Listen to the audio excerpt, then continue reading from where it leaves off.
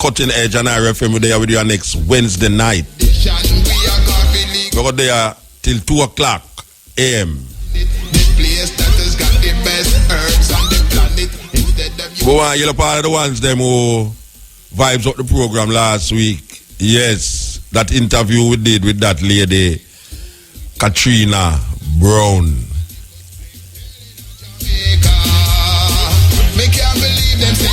We want to tell you, the thing is so sweet that we decide say we are going to put it, the interview, that said interview tomorrow. I know I only want to listen to RFM and hear the promo. We are promo it for tomorrow. In the day, we are going to play that. You understand? A rebroadcast of that interview, that serious interview. And you know, say, we have that interview we are going to do, but we have a thing we are going to play it tonight. You know, trust me. that one is sweet. It's sweet, me. You know why it's sweet, me? It's sweet, me, because it's a white person attack.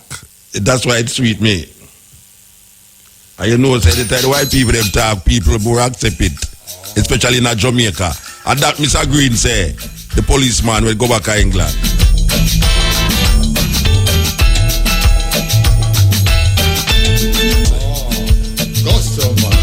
Latin style.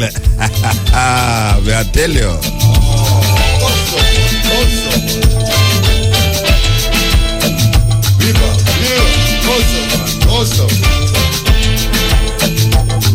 Experiment, man, on the beat. You know the way they rocking style? Yes. You know, some do it with Bonnie Brown the other day with Coronation Market version. Now we say Ansel Collins. Yes. Sweet. Taxi Gang style. So, a cutting edge with the pan? Yes, a cutting edge with the pan. 1, 2, 3. Test my feet, yeah. I want to test my feet, yeah, him say Muta. And him now tell me who did that talk about it need, I say Muta. I hear a talk, somebody that say, in the Bible it say, it is a shame for a man to have long hair. Him say, does not nature teach you? Which is really not the Bible for true. Does not nature teach you that it's for a shame for a man to have long hair? Well, he must say, a radio man did that discuss it. Well, I don't know where the radio man did that say to him, but here when I ask him now. I don't know why he must test me with the question. Because he must say, I saw some ballads y'all stay, you know. Ballads that serious, some serious people, you know. Them mock and jeer about locks, you know. And little more, them going up Paul and twist up them here, make it look like lock right now. The man we say that name Paul, you know. According to what them say, Paul said that Paul was a Roman citizen. Roman people never locks, carry them ear long. Them crop it. What part of nature teach you that man must not have long hair? Nature, how nature teach somebody that man mustn't have long hair? Because you can't look on a woman and not tell me, say, me mustn't have long hair because woman have long hair. Because you have woman who not have long hair. So I don't know if it's the idea of if you have long hair, you look like a woman. But me know say, when me check it, according to them, why people must come up with all them foolishness I do? You know say, me so foolish that me all other side, you know. But me have to, the number 6 when them read say, when a man take a vow up the Nazarene, no razor shall come upon his head until the days of his separation. And according to them again, them tell you about Samson and Samuel and all of these judges of Israel did have long hair. So I don't know where Paul I deal with, because I know say Paul is a Roman citizen. Paul is trying to curb the order with his Roman thinking. Whosoever write that, whether it's Paul or not, I know say is a Roman write that. But does not nature teach you that a man must have long hair? I want to know which part in nature teach you that. I don't know why you come and torment me at the night. Come torment me at the night after.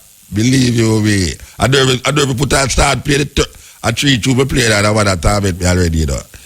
I don't know who of them did talk about it and who bring it up. But I ask the question, what part of nature teach you that a man must not have long hair? Because him, Paul, say, nature teach you that. What is in nature that teach you that a man must not have long hair? And furthermore, I don't have no long hair neither, I know. I don't have no long hair neither, I know. Believe you me, I born long hair for a long time. I did done born long hair, no. Yes.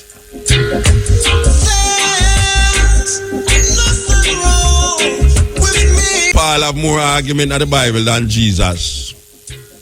So that means most of the philosophy and opinions of Christianity is based off of Paul saying. Paul was a Roman citizen who knew too much food and him belly never digest enough, and him get a bright light that shine in faith and say him experience Jesus. And him never know nobody when him so. Him never meet the man yet. Him never know where the man buried. Him don't know how the man born. Nothing. So you know.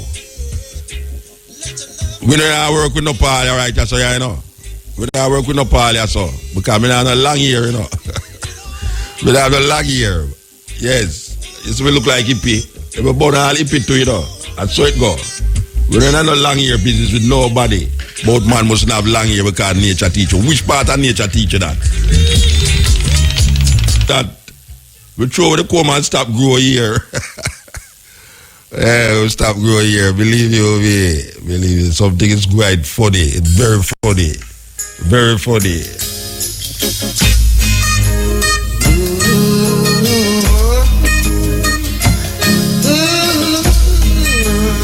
Yeah, this tune is for the man who are perplexed my brains in the morning. In the teacher though, in the night I have perplexed my brain. This is for the man who are perplexed my brain. I don't know why I'm not keeping conversation to whosoever I'm talk about for the next radio station. But since him bring the question to me, or the quote to me, I have to answer it. And the answer is the question, what part of nature teaches a man if you have long hair? That is really the thing. And who dare you if you call me up on my head here? We pass here long time, you understand?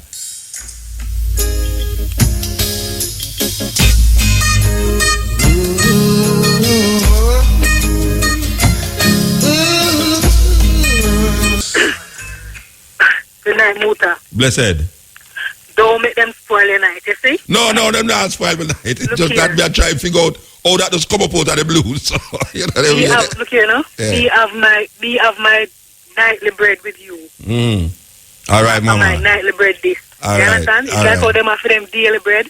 It's my nightly bread. So don't let them draw me out. No, look here, them Bible never say Rasta man, them Bible say long ear man. I don't me I say, I mean I have no So ear who we are problem. worried about? No, me not worried because I have to answer it. I say which part of nature teacher say don't have long Look hair. here, look them the band them taunt me every day with me here. Oh, them taunt you too? Them taunt me every day with me here. Hello. Oh, that's the one thing with them taunt Rasta about, you know, ear. My friend that tell me say, "Lie, me no know you can't hear it, you know. Me no know it."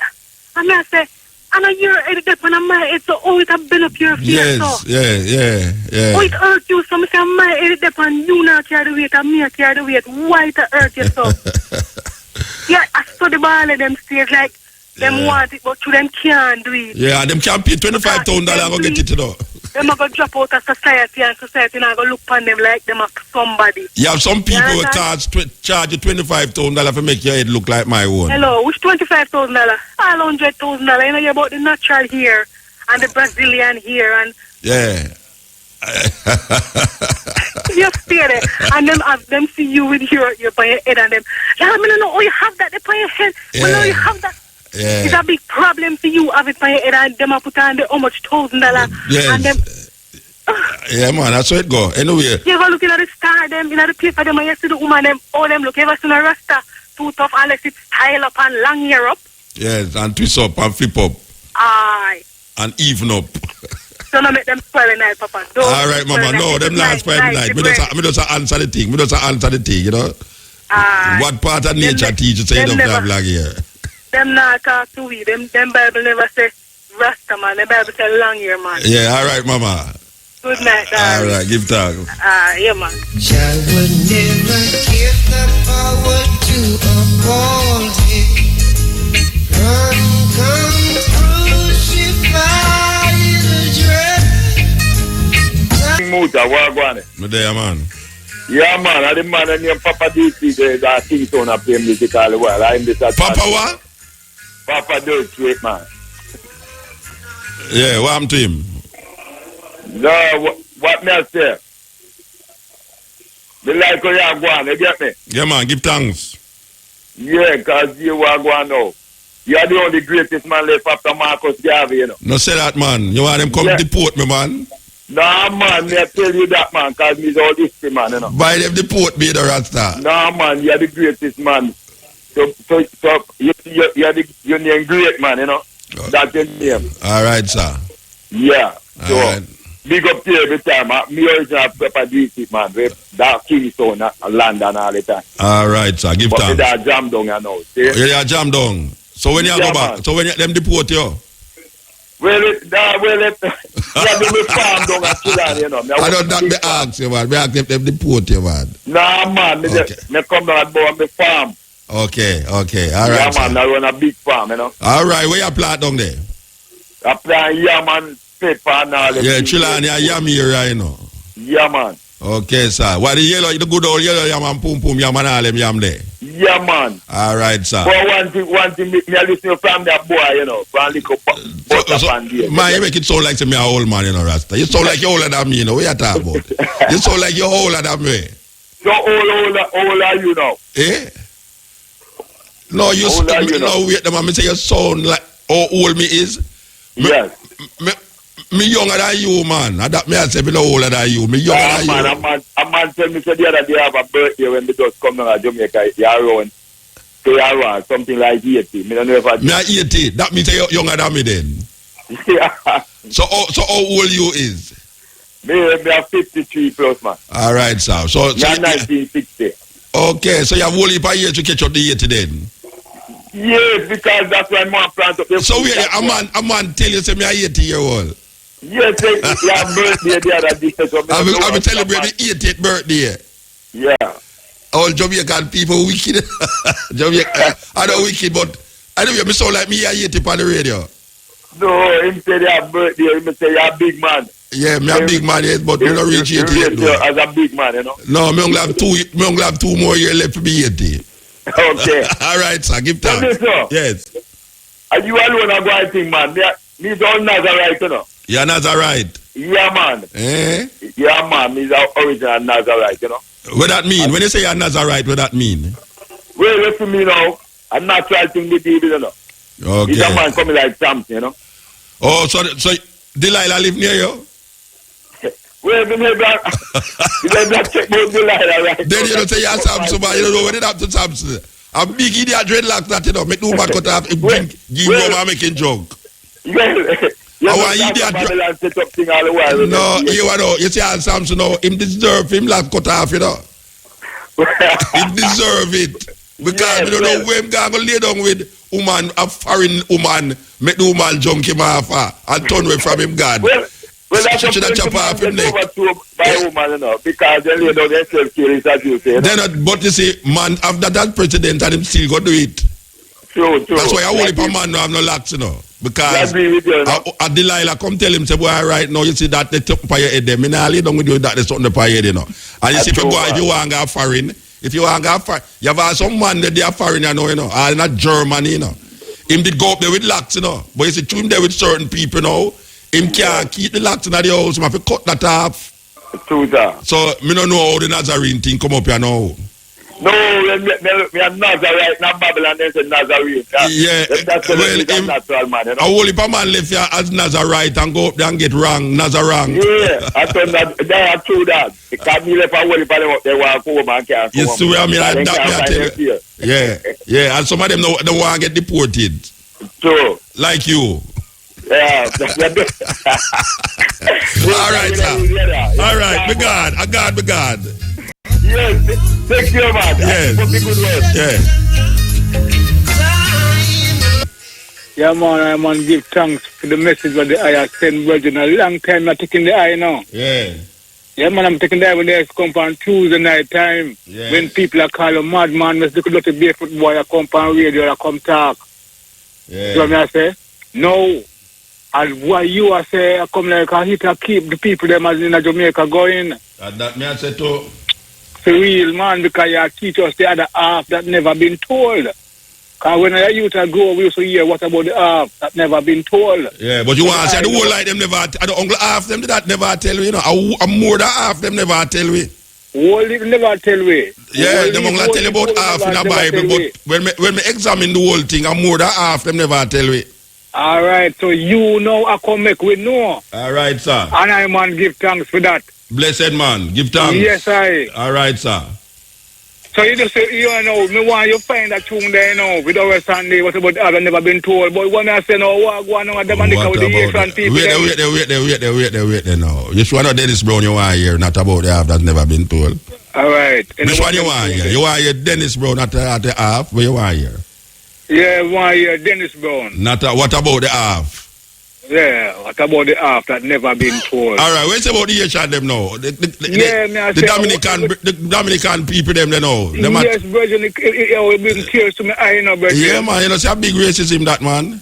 That a crime against humanity, me call that. Yeah, and you know, say the collectively these set of people are so now. Cause even Jamaica where they near today. We not hear none of the minister, the prime minister or the minister of what them call him, foreign affairs. Come out and make no official speech about them something there, you know. Well, them I say them invite my man if I'm up to come here, come talk. No, which man them invite down here? The foreign man, no, wait, them you mix up all of the thing, them man. At Trinidad people you listen to, man. At Trinidad you talk about this or no. At Trinidad you talk about you talk about Dominican Republic and the Asian them. Me I say, but when the Asian president come down here, no, the Asian come here come talk about. Yeah, but and the Dominican is it and the Asian people them for talk to, and the Dominican people them for talk to, because Dominican people not to themselves as African people, you know. No, them themselves as Spanish people. Yeah, so you the problem with them something, you know, because. You see, we are talking about them thing up on the radio all the while and nobody go like them now listen to we, you know, brethren. Yes, sir. We are show them, say, look, you know, this racism thing are deep, you know. It's deep. So, when we are talking certain things, we know exactly what we are saying. Because look on that, a one country, you know. Dominican Republic and Haiti, a one landmass, you know. A one landmark. Yeah, and then now you have one set of people go over that side there, one set of European go over that side there and control that side there. And one set of European go over the other side and control that side. Over the other side. Yeah, just like St. Martin. You ever go to St. Martin yet? No. All right, you see St. Martin. I can tell you about how St. Martin run now. St. Martin have one side is Dutch. And one side is French. Yeah. This is a little island where little like kids study and stuff. We are telling you it have a little like. No, I mean, I joke, you know. So them separate them with language. Separate the language and certain cultural perspective, but you them get it for do that way, you know. It's a race, them race, you know. Them race out the place, and anyone will reach a certain distance, control that side there, and the other one control the other side. And so them do it, you know. Them set a race. It's like in America, when the guys them what they call themselves pilgrims go there, you know them get the land them, you know, them race. Like you go scout out some land, and then them have a race. And anyone will race and them find the land, them stick a flag in other land and say, for them own this. So. And the people land, you know. First reach there. Them first reach yeah, but the native, the Native America, what them call red man, they dead there, you know. But them totally disregard the red man, stick flag in the land, and then so for them part of the land. And when the Native America retaliate at some savage, I see when them come at Jamaica, the tie, you know, them there, so, and the tie, you know, them have them land, them stick flag in the land, in the name of King Isabel and Queen Ferdinand, Queen Isabel and King Ferdinand, and then totally disregard the people them were there, so. Well, at the same thing, them go to Dominican Republic, go do, and eat, you know, where you see this problem, you know, that the people them over the Dominican Republic are going like, say, them whiter than snow. Yeah, you understand? And Asian people now have to go through a whole heap of swim because Asian people go through a whole heap of strain because them was presumptuous enough to get rid of one of the world's superpower, the French, out of 80. Yeah. And them still a pay for that. The Asian them still a pay for that, you know. Up to today. Yeah, because them, you know, watch out. The way I tell you all the Asian them presumptuous in them blackness now. You see, during the time of the revolution, you see when the Asian them burn down the whole of Haiti and say a new thing we are starting so now, Ashes and Phoenix, you hear them do know. You hear the Asian them say, if any slave get away out of any of the island them and find themselves in a Haiti, them is free. Yeah. And here what the Asian them decide them are going to know. Them decide that you know we're going to invade America, you know. And free the slave them in America, you know. You know which part them reach? Them reach at New Orleans. That's why when you look at New Orleans, you know, the culture of New Orleans is so Asian vibrant. When you go to New Orleans, you see Asian food, voodoo, the music, the jazz music is totally influenced by Asian music. And just the whole weird, when you look at New Orleans, it's almost like a Haiti colony, you know. Yeah. So Haiti appear for this thing for years. All them appear France, reparation, and then blackness overshadow everywhere else.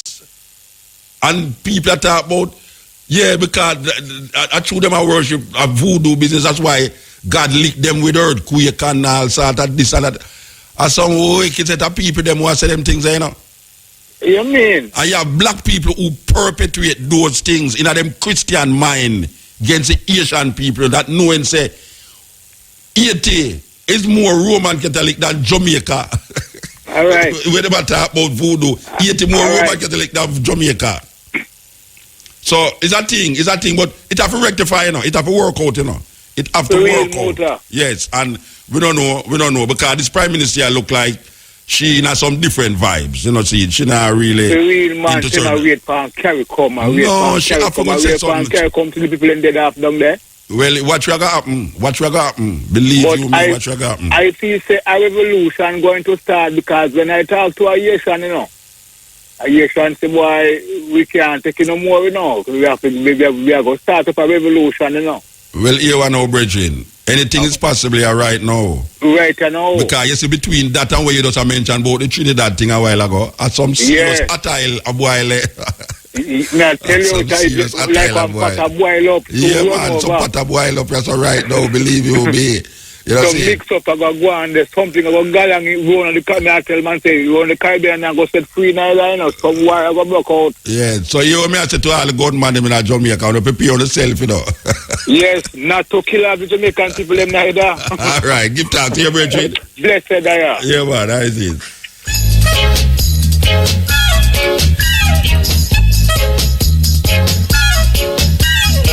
For here, Rasta use metaphors in a way where it's just like unbelievable. Because, you know, Rastafari create a language within the language. And we hear one talk about Babylon all the while. But you know, say, when you listen to, when a Rastaman say ballad, you know, it's a metaphor for Babylon still, but the Babylon thing and the bad thing, no, it's a serious thing because when you hear the Rastaman say ballad, I would can't fit wear it, you know. And sometimes it now fit some people and it are weird, them are weird still, you know. But suppose you want to make the cap fit you now, and me say ballad, and you are look on your head at the glass and I say, but wait, I'm Muta talk about me as a ballad, that's how the Rasta talk about me as a ballad. Not knowing say, yes, if you want to say it away there, you free to say it. But we know say, just like when Rasta used to say Babylon and everybody say a police, and no man come recognize it, but really Babylon is a system where oppress the people according to taking it out of the Bible. But really and truly now, when them say ballad and the same oppressor I talk about, you know, it's like when them say jacket and tie. You ever hear Rastaman talk about jacket and tie, man? Yeah, the jacket and tie, man, is a metaphor for a ballad, it's a metaphor for Babylon, it's a metaphor for your oppressor. Them kind of way there. So, suppose you want to make the cap fit you. Just go and wear it.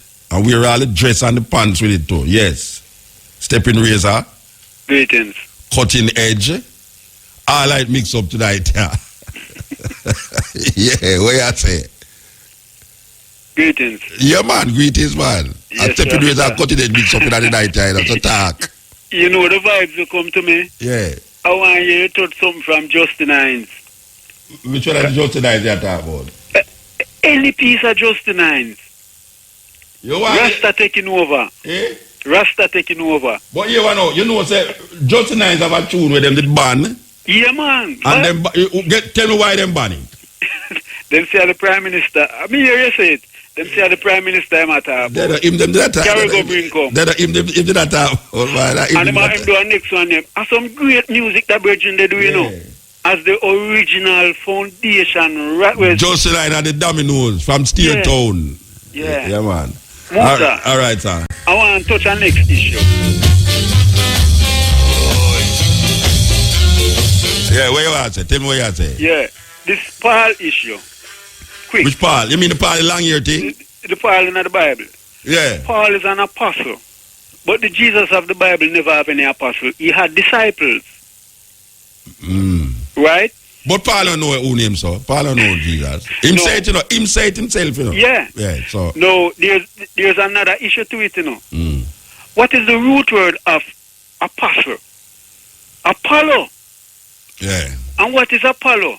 A Greek mythology. A Greek god. Yeah. And at that, all of the, and I want a religious scribe to come explain that aspect. But I want the real issue when I want to touch now. Fukushima. Wait. But you know, say Paul was a Roman citizen, according to what the Bible tell you. Yeah. Yeah, and him say it's a little lightning lick him in my eye, make him come get the revelation that him supposed to turn apostle of Jesus. But how could he be an apostle if the man never have no apostle? He did have disciple according. Yeah, well, he must be the first apostle. He might the first and only apostle. He have the most talk in the book, you know. Yeah. Most of the book them were in the so-called New Testament. So yeah, him books said in the New Testament is written by Paul. I want people to see that as strange. That a man who never know the man. The foundation. Yeah, him never know the man who him talk about. Right? Him never experienced the man in no way. That him have the most talk for the man who him never know. That don't make no sense to me. Or him become the spokesperson for a man who him never know. And then even in the writings, as you say, the philosophy that Paul carry is not a Roman philosophy, man. Yeah. A Roman philosophy, but it's a shame for man have long hair. A Roman philosophy. You couldn't tell an Israelite that. No Israelite accept that. Because when you look on if you look on the so-called Jew them in England and places, it's in them ear twist up on the edge. Yeah, they must carry that. When them call them again, Athenians, Jews or something, them roll up them, you see them ear come down there. So you have to say, you are gonna tell me, say them man there in them culture, no know what them are do? Eh? 2 streak of locks. Right at them head, right at that side of them head. Cover them ears. Yeah. And you know, come tell me, say, does not nature teach you? You know, say, I idiot man that. I come try it with a thing. You might try, distortion. It's a distortion. But the real issue I want to bring to you, Virgin, and I want to look on it now, is Fukushima. And what man, you cost bad on the radio and arrest. Fukushima. You know what I'm saying? Me and some youth are reason, and them ask me, so how you spell that? And I don't want to tell you how I start spelling it. I say, no, man, it couldn't spell so. Eh? When you Fukushima, can you force me here? Japan, no. Hiroshima, me know it as. No, Fukushima, where you have Hiroshima, you have Fukushima. Get damaged. Okay, yeah. But what is happening there, you know, Muta? Millions of tons, not gallons, tons of water where them a pump in the plant to cool the core is going back into the Pacific Ocean. You see, we hear about that too. We hear about it. And it destroying all the life. The ecology of the Pacific Ocean. We hear about that. Them don't have that on the forefront, the front burner. Until one of the country them did ball out. I don't remember who did ball out and say that happening. You know. Some one of them country. It's serious. But them now we not focus on it because you what happened. Irradiation, contamination going to catch us unaware because we're looking in the other direction. So them can trick you again because you're going to say you have this ailment and that ailment. Yeah, man. And them going to look for a treatment and a treatment for it. They're not looking at what causing it. Yeah, but you know, see where I go on here, so now. Look how the behavior of certain people now. It's definitely not human behavior go on. So it's something go on where we don't know about, you know, brethren. We have to look there in the mass, the TV show with them. Yes, and I go like say fiction. I don't know fiction, you know. Yeah. A total, when you say man to man, you know, behavior, you know, see it. When you look how man treat the planet, Mother Earth, and treat humankind as himself, you know say something a go on. Yeah. Where we can't put to point, and we know where we are going, you know. A man create that against him own self, you know. There. Yes. Him do it against himself. And you know, outside force or outside being no devil intervention. Him, man, create disturbance in the atmosphere with them chemical germs and them chemical warfare, and then them blame all them things upon God or devil. Him do it. Yeah. Just like what you talk about now. We call it Fukushima. I don't know what I say it, you know. Fukushima. I never want to say Fukushima. I can't hear some boy. No, I said name. All right. Well, me can't say it. You say it with you. Fukushima. Yeah. All right. If they would do that and I cover it up, you can't imagine how much things they might cover up, brethren. The thing, you know, Muta, I tune in for a little thing, and the man must say not even bird now fly over the Pacific, certain section of the Pacific Ocean. Totally contaminated. Totally. They remember when the BP them did have the oil spill there in somewhere near up in North America they saw. Oh, the Gulf. Yeah, and they matter about them clean out the thing. And when them go back they to rotted, them see say, but wait, the thing I never clean out probably, you know, Rasta, because some things are going on. It's like when America dropped the bomb for Hiroshima, you know, and you see the total transformation of human beings right in front of your eye, where you see baby born look like 90-year-old human being, you know.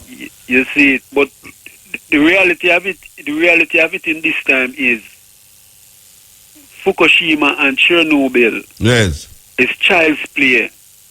Not Fukushima. Hiroshima. Yes. And Chernobyl is child's play to Fukushima, because Fukushima depend on the water's edge. Yeah, the Pacific. So it contaminate the whole Pacific Ocean. It's going to reach all Hawaii. Then it could have reached all Hawaii already. And Burma and all them places there. I would have liked a vibe come back from the vibration, you have to say. We really are going from a different perspective. Yeah. Because it's serious. Maybe you can get some information on the net about it still. Yeah, man, then up on the net, I look and realize that them not mention nothing about it. Them tell about the Iranian and the Iraqi and Afghanistan. You know, you say America and Iran sign up on paper about them Iran, about them treaty. Uranium, this and that, so them now make no nuclear weapon. And America, and they say them going to ease up the pressure for Iran now. And Israel say, oh no, go and make them people the fool, you know, and nothing with them still. You think Israel a joke? I don't say Israel control America, you know. Yeah, them Israel control America. Because it's like Barack Obama have to go report to the Israeli Prime Minister. Of course. I mean, I say, imagine. Wow. Yeah. Rasta, keep up the good work. Yeah, and man. I say, touch back the Justin Hines. Oh, the cargo being come. Hey, Rastafari. All right, sir. Blessed man. Yes, a serious thing with this, what you call total transformation of the human consciousness. It's like, apart from we as African people who is totally modified, yes, we was modified during slavery, and that modification come through with DNA, and now we have been totally controlled and manipulated, and claim that we are not controlled and manipulated because we don't see no chain from our foot and don't know the chain there in our brain. And them control our brain to the point now where we start to internalize it and accept it as our reality. So we all get oppressed and I love it. And the people them who are get oppressed are oppressed we and I love it too. And I said them now oppress nobody. So the oppressor are oppressed. And I said them now oppress nobody. And the oppressed is loving the oppression that them under. Because them can get certain little things, fast food and cheap clothes from all over the place. Them feel say them is not oppressed because them can think for themselves according to them and not knowing say it's not them a thing for no self. It's the manipulation of the television and the advertisement them and all the things them that surround you that is influence your psyche. Like when you go to a supermarket, most of the time when you go to a supermarket, you're not under the influence of yourself. You're under the influence of an advertisement that was subliminally placed in your consciousness to buy a certain product. Even though you don't understand the product, don't know the product, but you feel that the product can satisfy your need in your house. When I was a youth, I go Colgate toothpaste, me didn't know. Me never know no other toothpaste. For you might go and say, go buy a thing of toothpaste. You don't have to ask for no label. You don't say, I want a toothpaste, and them give you Colgate. That's all we did know. In this modern time, yeah. Them just go so boom and just put some television thing boom in front of you, and you see all the guys just clean all them teeth with some toothpaste we have red, white, and blue on it, and them say the white is for clean your teeth white, and the red is for bad breath, and the blue is for something else. And guess what? Them just have all the guy with them teeth just glisten upon you. You see teeth just clean and just lick you with all the light, and you say yes, that's something with my teeth. So it's when you go to the supermarket again, Colgate get a lick. And the red, white, and blue toothpaste you want, we have the 3 different colors, them not knowing say the red, white, and blue toothpaste come from the same company we make Colgate, but it's just a franchise and a sure. What did them people are Rasta? How they make them trick on us and just make we just turn fool and fool so. We don't see the trick. You mean say out of 1 million people, it's 10 people see the trick? And then when the 10 people talk about the trick, now you hear say, oh, no go like so no right. So I understand now you see that they will say, God, but the man, you can't go good evening. And that them I tell we. Ignorance is bliss. How them have you buy red, white, and blue toothpaste because you see it on television and the 3 different color them symbolize certain things in your mouth. So want to Colgate. Colgate is oblivious. Nobody's buying Colgate toothpaste again unless it depends on some quick move. It's a quick way to go buy some toothpaste and just grab a Colgate toothpaste. But you want the pretty toothpaste, and then you have some guys come on the TV, you know, them white suit. Like them a doctor.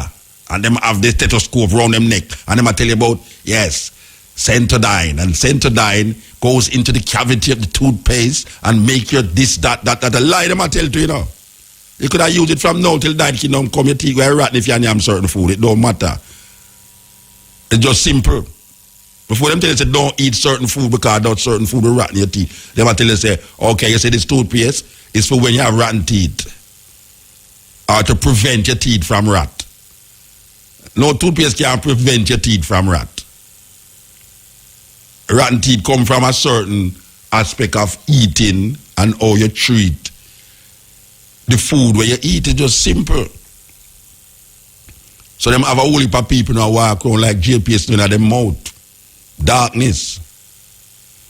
Like you know, paying a light bill in your mouth, you open your mouth, you know, see no teeth. I saw them have way. And them give you something named fast food. That means you don't want to cook again. Even on Sunday where you're there in your yard. Even on Saturday where you're there in your yard, you get the chance to cook. Them have you do other things on Saturday. Because my mother used to cook soup on Saturday. Soup. Everybody gets soup on Saturday. We never like soup, but a soup she give away. And we know it's Saturday a soup. Nowadays, your mother can't afford for cooking because she either have to go at Saturday morning church service, or she have to go to work, go finish up the job which did start from last year, where them put on her. So them have them grab you there so now, so you can't go have soup again. You have to wait till your mother come home now and stop at one of the fast food restaurants and bring home your dinner. Some little animal parts in a little box will look like coffin, or some oversized box, cup, with a little guy upon it. And when you're done, instead of you eat it round the table, you sit down round the television, and the television at the side your feet. So all the family are eat out a box, round the television, or what some white people are doing all them antics and this and that. And then it's subliminally getting to way. They will not say a control, a mind control that. Because nothing we there represent us as a people, as black people, African people. Nothing of that we represent we. From the beginning, we used to cook on Saturday and we used to cook on Sunday. Now we don't walk up, as a matter of fact, the people them do every one the dinner at the yard now. Them prepare go eat fast food. So when you come home, daddy have to bring home fast food. She no want them no want a home cooked meal because home cooked meal mother no want cook home cooked meal again because she now get no coconut. She don't want her fingernail bust. She now need no dumpling because the fingernail could have drop in on the dumpling and all these things. So where we have this or now? We have a woman where just say, yes, when daddy come home, we bring some food for you. Fast food, especially because you don't have no cold supper shop. When me and you have a little shop named Cold Supper Shop where Miss Matty used to cook real food, pan cold stove, big Dutch pan. And when you're looking at the glasses, you see ackee and saltfish, you see kalalo, banana, and all sort of thing. And you tell the woman, say you want 2 banana, you want a spoonful of kalalo, and some dumpling and all them things there. And Miss Matty just goes so boom with the grease paper, boom, put that in that, and you just walk home, especially when you come from party later night, you just walk home, boof, and you just eat that. Nowadays, fast food. You don't even know which part of them food they are cook. Because when Miss Matty cook, you can see exactly what she cook. You see the frying pan upon the fire, you see the pot upon the fire, cold stove, and Miss Matty well fat. Even if you see fry fish in a glass case, she make sure it's no fly now getting at that. Because she just spread the grease paper right over the glass case and just put a Pyrex dish on it and you know say fry fish in a one, a can saltfish in the next, you know, rice in the next, and you just say give me a spoon, a cup of rice and that and you just eat that and you just know say well a real food that. Now you go to one of them places there, you talk to all machine. You hear the machine talk to you and you say, okay, give me 1 French fries and 2 burgers and you're done. Boom, and you have to drive, go down the next hole. And a guy just open a little window and just push your food, you know. That's them control, you know. Them control, you know, the kind of what you know. Them have a little American culture, you know. The American culture come at Jamaica, you know, we slap it up, you know, because what you know. A guy just a drive in and him go so, bam. Him just talk to the machine.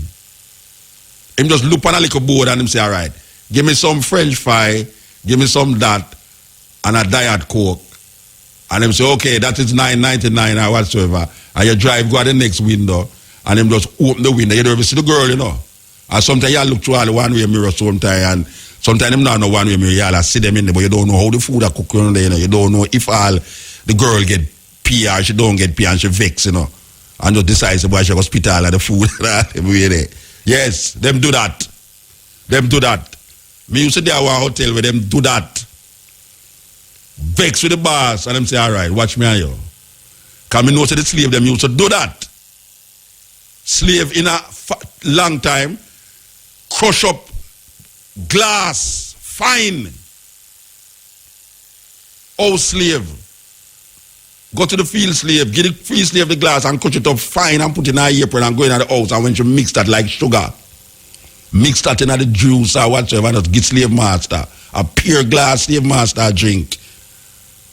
Go back now history and see if I lie me I tell. You think say them slave are different from them slave you know? Them slave you know, them say, oh, you know, long me I walk inside her so and the boss don't want to raise me pay. She don't go to toot. And done, she done with you and just push her hand through the window and say, yes. Window, boom. You just gone and just drink that. Think a joke me I make. Sound we out. Maybe TV sound funny too. But when I talk things we don't know.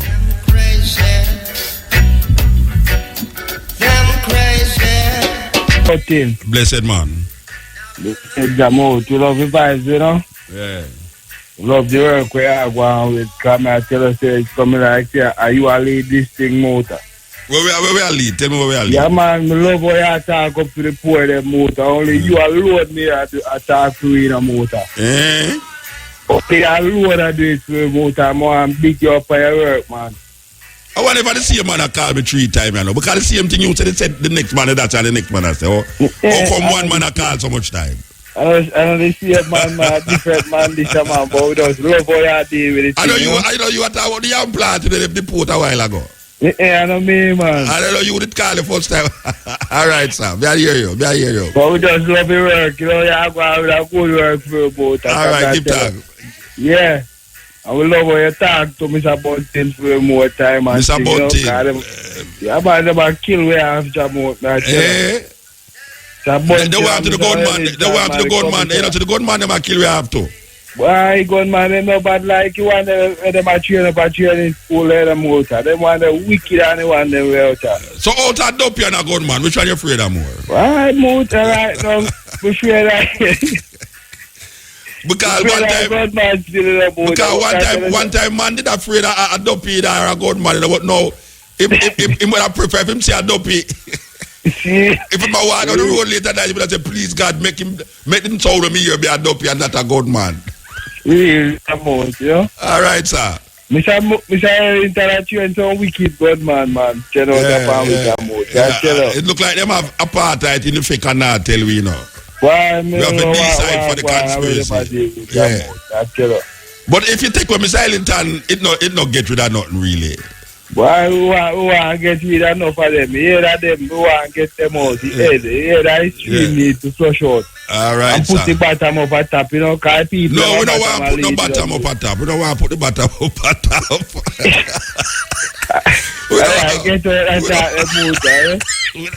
We don't want to put no bottom up at top. No bottom up at top. No, we don't put no bottom up at the top.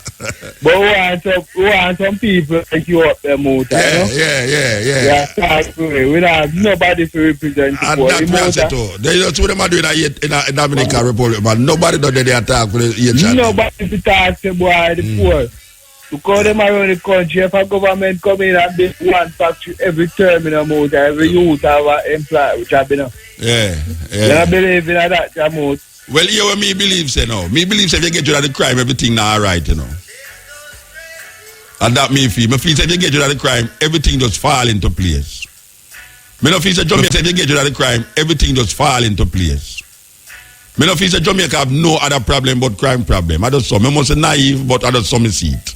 Yeah, that's the crime problem, Jamot. Yeah. Between the police and the gunman. Well, two of them are gunman because two of them have gun. I just have one have a uniform and one have no uniform. But that's the same gunman. Some of them have a camp to sit down and eat food every day. Me I tell you, man. Train out to come kill the youth. Them on that, them are doing no Jamot. Me I tell you, man. And you know the weirdest thing, you know, when me a youth, you know, me never like a friend, you know. If they have alien now, Junior Walcott. His father was a major up there, you know, and it's at night time. We go up a camp, in the mess hall we go, you know. Go raid the mess hall, you know. Yeah. Oh, man, soldier food, we did love soldier food, man. But we wait till at night. Food in our country, Jamot. Up the mess hall, up a barracks. And they have them strong man, they come on the road, come deal with the crime, and they not do no work, Jamot. And then the same youth, them want look job and can't get no job, go turn police, man. All right, so I suggest all of the gunman and go turn police. People in a ganja send them in a force, you know. And that may I say too. A rich man in a turn police, liar in a turn police, you know, Jamot. No, sir. I like a hungry man, I like a Rasta man at them turn police, you know. Well, me did ask a question the other day, you know. If poor people pick me who really have is educated, poor people pick me who have a serious education. If them go uptown school, where the rich people picnic them, where don't have no education go? It's a big question that, you know. If poor people picnic who bright, go uptown school, where rich people picnic who poor, which school them go? Anyway, we have to go now, brethren. We have to go here. Yes, Moot, and let's go and bless the prayer. Change the crazy ball out of town, yes. Yeah, man. Man. Yo, you see that thing about the fast food? Yes. The drive-thru. The what? When you talk about the drive-thru. The drive-thru, yes. I start to come out of your vehicle. A part of the thing that, you know, You just for you walk out of your vehicle and go in at the place, them give the option and sit down in your vehicle. Yeah, them create that. Yes. Yeah. I mean, here say them all have some fridge now. I don't know if it's true. Yeah. We always say, where you see that the movie soon forward shortly. Some fridge will check all the stock in your fridge, so if the milk going down, it sends some signal to the supermarket and then restock. everything. Them just come with a restock. Yes, so you don't have to go to the supermarket and walk the aisles again. No, well, watch out. You have online buying, you know. Because right now, me I watch CNN today, and them say, because of the storm we are come, but you know, say this week is a big week in America, bigger than Christmas, Thanksgiving. Yeah. All right. Them say because of the storm and things we go on over the weekend, so most 55% of Americans will do their shopping online. Mercy. That means when I was still on my house, you know, and buy a fridge, buy this, buy that, buy lunch, buy this, buy that. Them all sit down at them house and do that. So it's not a far-fetched idea, Bridget. It's not a far-fetched idea. Them do these things, and you don't have to go to supermarket if you don't want to. Yeah. Cause right now, Mega Mart, I'm good at advertise it, I don't, but we're going to say it still. Mega Mart go open 24/7, them now go close again. Serious thing. Yes, them just advertise that. I mean, me know say I promote them, but that's how it go. But just to show you how the thing go now, which is convenient still, you know, because you cannot come from other party 2 o'clock at night and remember, say you never go to supermarket, you know, you just go to supermarket, see, but they will find everywhere now if you don't take away your money still. In the name of convenience, just like when you don't have to come out of your car and get the food, it's in the name of convenience that, you know. Yeah, man. And just like when you shop online and you have credit card now, and you notice that will cost you more still, you know. But just for the convenience, you will pay for the convenience of not going to the store itself, go stand up in a long line. But you just sit down at your house and just buy what you want, and then you just knock there at your door, and when you look, you see your vegetable them, you see your milk come, and you see this, that come, and you don't have to leave your house. Virgin, remember say, long time ago, them bringing this thing in remote, you know. Yes. So then have to get up and change the channel. But you know, so you have a remote to find the remote, no, because most people can't find them remote to them garden yard, you know. The remote gone on the sofa with them over from coats. You know, see, you ever notice everything where you last under the sofa, on the cushion, you know, under the cushion, and sometimes you go, you can't find the remote. And you say, where the remote? Well, them make a remote to find the remote. God help you if you can't find the remote to find the remote. It's a terrible thing. But Virgin, why you keep up the work? Right. You know what them have now? I can tell you what them have now. Them have system where you can watch you right now and look on my computer and see my house and see say the light in the kitchen not turn off and the light in the bedroom not turn, and me still watch it and turn off the light, and me can look and see if anybody there me gate from watch it, and me look on my computer and me see everybody where pass me gate. Can me see one of my brethren them have a store in New York. And me they way over the other side of New York, and him they are Queens, and him have a store there, and him sit down on him computer, and him see 2 people in him shop, and the girl we are working there stand up round the counter not paying no waiting to the 2 people them now, and him call her and say, look here, you know, say 2 people in the shop want to serve, why you don't go to them and ask them what them I look for? Yes. I saw my experience, and I said, but wait, this is serious technology. I said, no, because, you know, so me come from Jamaica, and I don't know about them advanced technology there. But when I say it's not an advanced technology, it's a normal thing. It's a normal thing. All people have now. Them don't go to bam, computer. Them look and them see all the things that we are going at them out. If the picnic, if the helper not do certain things, them say, oh, the helper did this, so oh, the helper bring money in my house, and just call helper you fire them now. Oh, you have money in the house when me gone. You understand? I just say it go. So high technology. It's low technology now, but true, we not so advanced in it. We see it as high anyway. That's how it go. Here, I say before you move there. Yeah, me not move away. Oh, remember a long time you tell us, boy, all the food that we eat in a virgin. Yes. And the people we deal with the Sunday and the Saturday worship, I tell us, I know the food that we eat. Awa.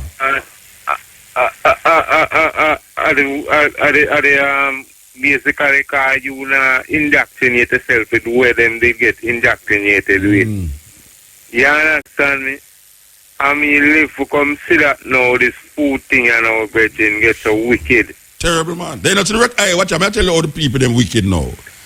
The Minister of Health say cigarette must smoke in public places. And the cigarette company also them are going to sue the minister. Because him have no authority to do that. I mean, I say no, but wait. You can do that still, you know, because a whole heap of your revenue, you claim health for go help the health sector. But here now, the health sector no want to help if cigarette was not smoked in certain places because most of the time it's because of cigarette that cause the jump up in the need for money to secure the health sector. You know, see, the 6 or 1.5 dozen of the other. And now for the people who suffer ailment, you know, they never smoke. And second and smoke kill off. Brethren, the whole of we are suffer from it. The whole of me I suffer from it just now. Me I suffer from it because me not smoke cigarette, me not smoke nothing at all. Yet still now, more time me stuck up on me I say, but you know, say cigarette smoke are some wicked people. Cigarette smoke are some of the wickedest people on earth, you know. Me I tell you, man, them not have no sympathy for you who not smoking and not blow this. Hey, me say some people are smoke around me I say, but wait. How them know say me smoke now? Why them can't realize say them a blow the smoke on my face, the smoke a come cross, them not have, and it's me, you say if you go smoke all a ganja, them vex, you know. Yeah, man. A whole heap of cigarette smoke and don't like when you smoke ganja around them, you know. Yeah, man. Yeah, them want to run, you know, but yet them a smoke them cigarette. And you must feel say, why you must suck it in. Anyway, I saw it go, brethren. Yeah, man. Hear me I say now. Yeah, you hear we have to 3 times now. Long time I listen to you, see? Yeah. No, but that's what the other 3 people them say, you know. And you see, no man, I different something I tell you about that. No, but I tell you what the same your thing. Virgin Matrix now come on after you. Yeah. In the early days of the Gary G. No, man. Gary G never come on after me, man. Yeah, no man, you have a segment there when they used to come on at night there. No, wait there, man. I'm going to tell you who used to come on after me. Ran Mushet used to come on after me, now. Ran? Yeah, man. Ran Mushet used to come on. And they did have a Gallimore. You'll have a next man named Gallimore used to come on after me, now. All from them don't know Al Gallimore where man used to make... Then Al Gallimore used to come on after me too, man. No, me I talk from an earlier segment, Virgin, because I remember say them time when me and listen I used to love it, jump up to them. So yeah, but you never next man used to come on after me to a brethren, a Rasta man. What's name again? Oh gosh, man, Mojo Benaya. Mojo Benaya, yes. Mojo Benaya. We Benaya. talk about man, a long time I listen to thing, man. I listen to before the station could have pick up Goodish for me there. Okay, yes. Me have to out the door in the night, Joe. That time you have to hold up your antenna. I tell you, star. So, yeah. Al Gallimore, Mojo Benaya, Ran Mushet, and then you did have Gabriel Selassie. Gabriel Selassie used to come on after me and before me, one at a time then. And then you did have a whole heap of people, Matrix. Before Matrix you did have Smurf. Yes, that's how it go. And they used to come on Monday, Tuesday, Wednesday, them have another day. Now feel how we are, Virgin. Let's go on with the things. Yeah, man, we are going. Give thanks. Yeah, Virgin? Yeah.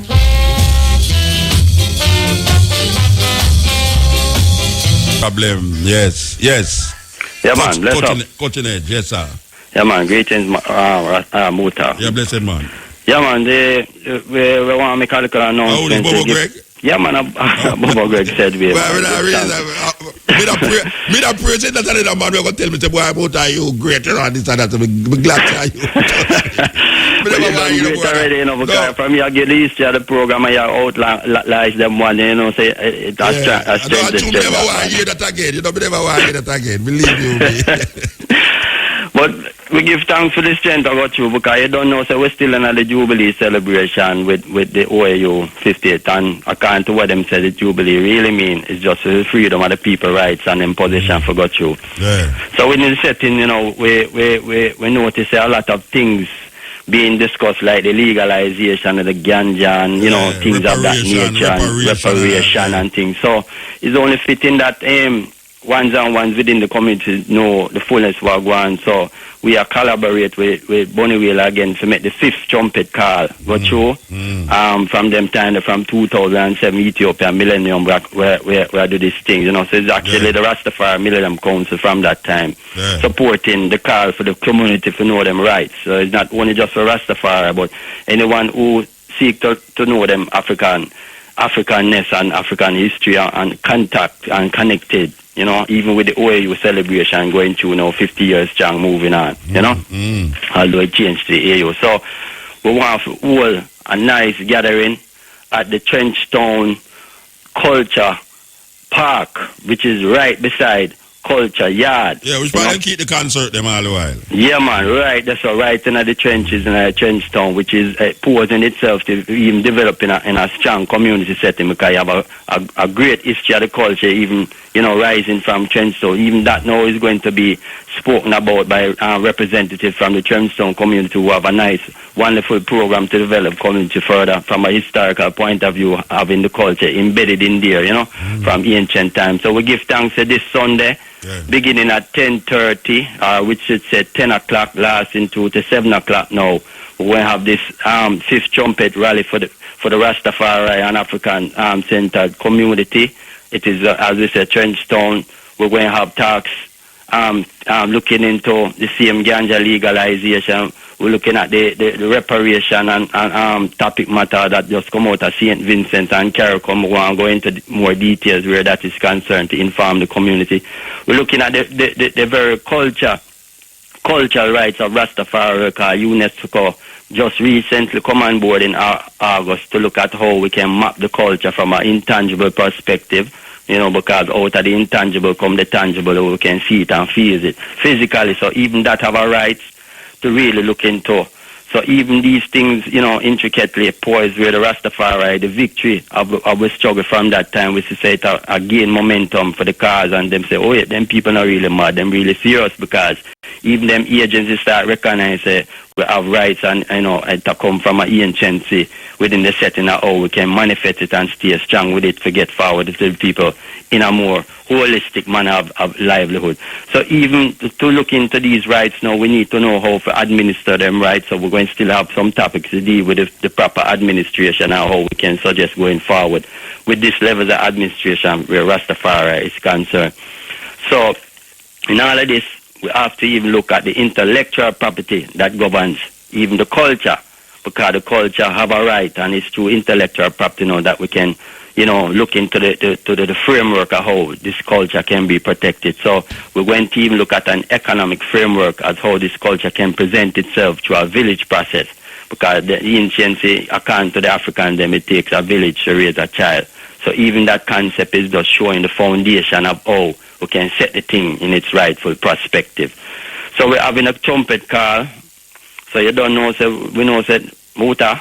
Yeah, but listen, man. Yeah, man, we know, so they got through several of them, and you would have loved to give thanks for their presence today as usual, you know, going through the setting, because you don't know it's one big family gathering where bring the ones them from the different regions within the island, you know, Mobile up on board. We have the Clarendon and them region, the south, the north, the east, and the west, even Profile. You know, we have to big him up because him show the interest for him have to come through said way. So we give thanks that we could have got through and make this thing which developed from out of the Bingi setting and down a Pitford gathering. So we're trying to just bring the knowledge to the community, the things that are on board, the things that are being discussed, and the things that are being outlined from the rights perspective of the Rastafari community's cultural rights. So remind the people them when it keep again. Sunday. It is going to be this Sunday the 1st. Okay. Starting at 10 ending at 7. It is going to be at the Culture Park, the Trenchtown Culture Park, which is right beside the Culture Yard. Okay. So from you reach one, you reach the other, because you know refreshment and all ital food and everything when we there. Even the Rastafari display of them products is going to be there, but it's going to be a day of reasoning. Yeah. So everyone is invited to come to for us all a nice meditation and you know, as them say, reason is strength to strength, and just one perfect love going through. Give thanks, brethren. Give thanks. Yes, beloved, and give thanks for the moment again. Rastafari, bless you. I did. Celebrate 3 days of savings at Courts. This it's an all of it. In the year, continent, the end.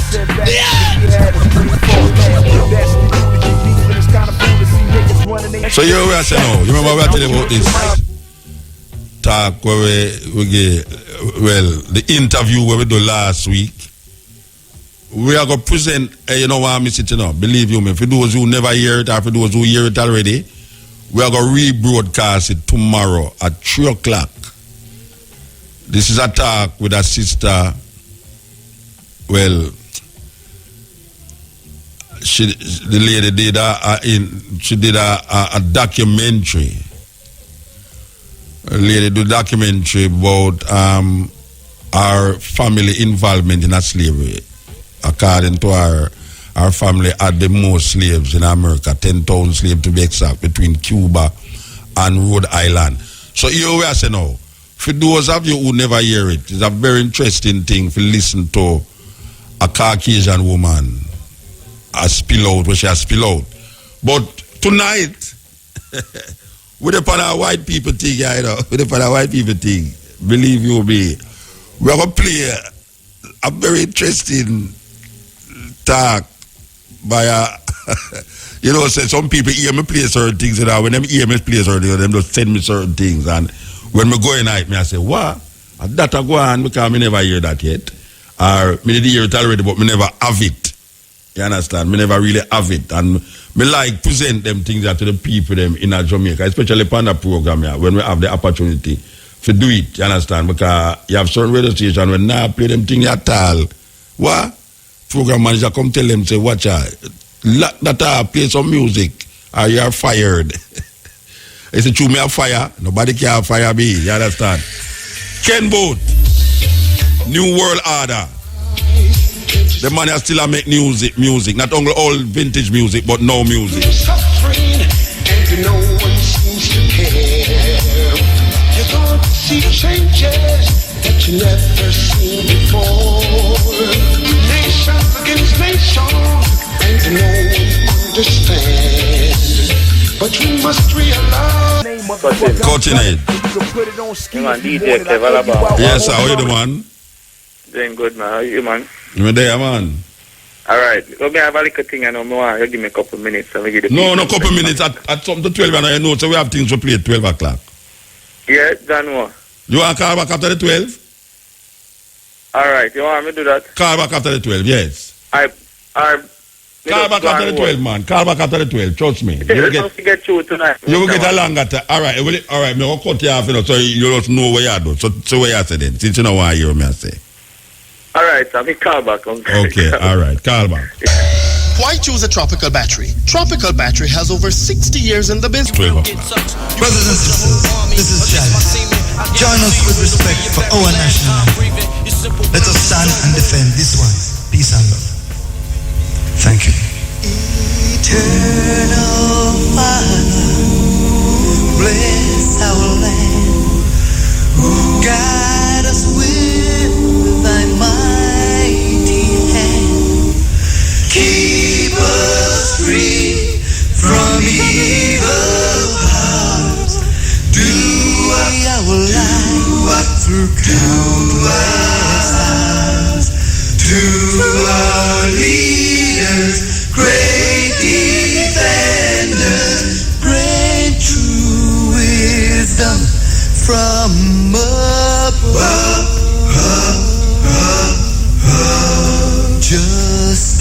Justice, truth, be ours forever. Jamaica, land we love. Jamaica, Jamaica, Jamaica, land we love.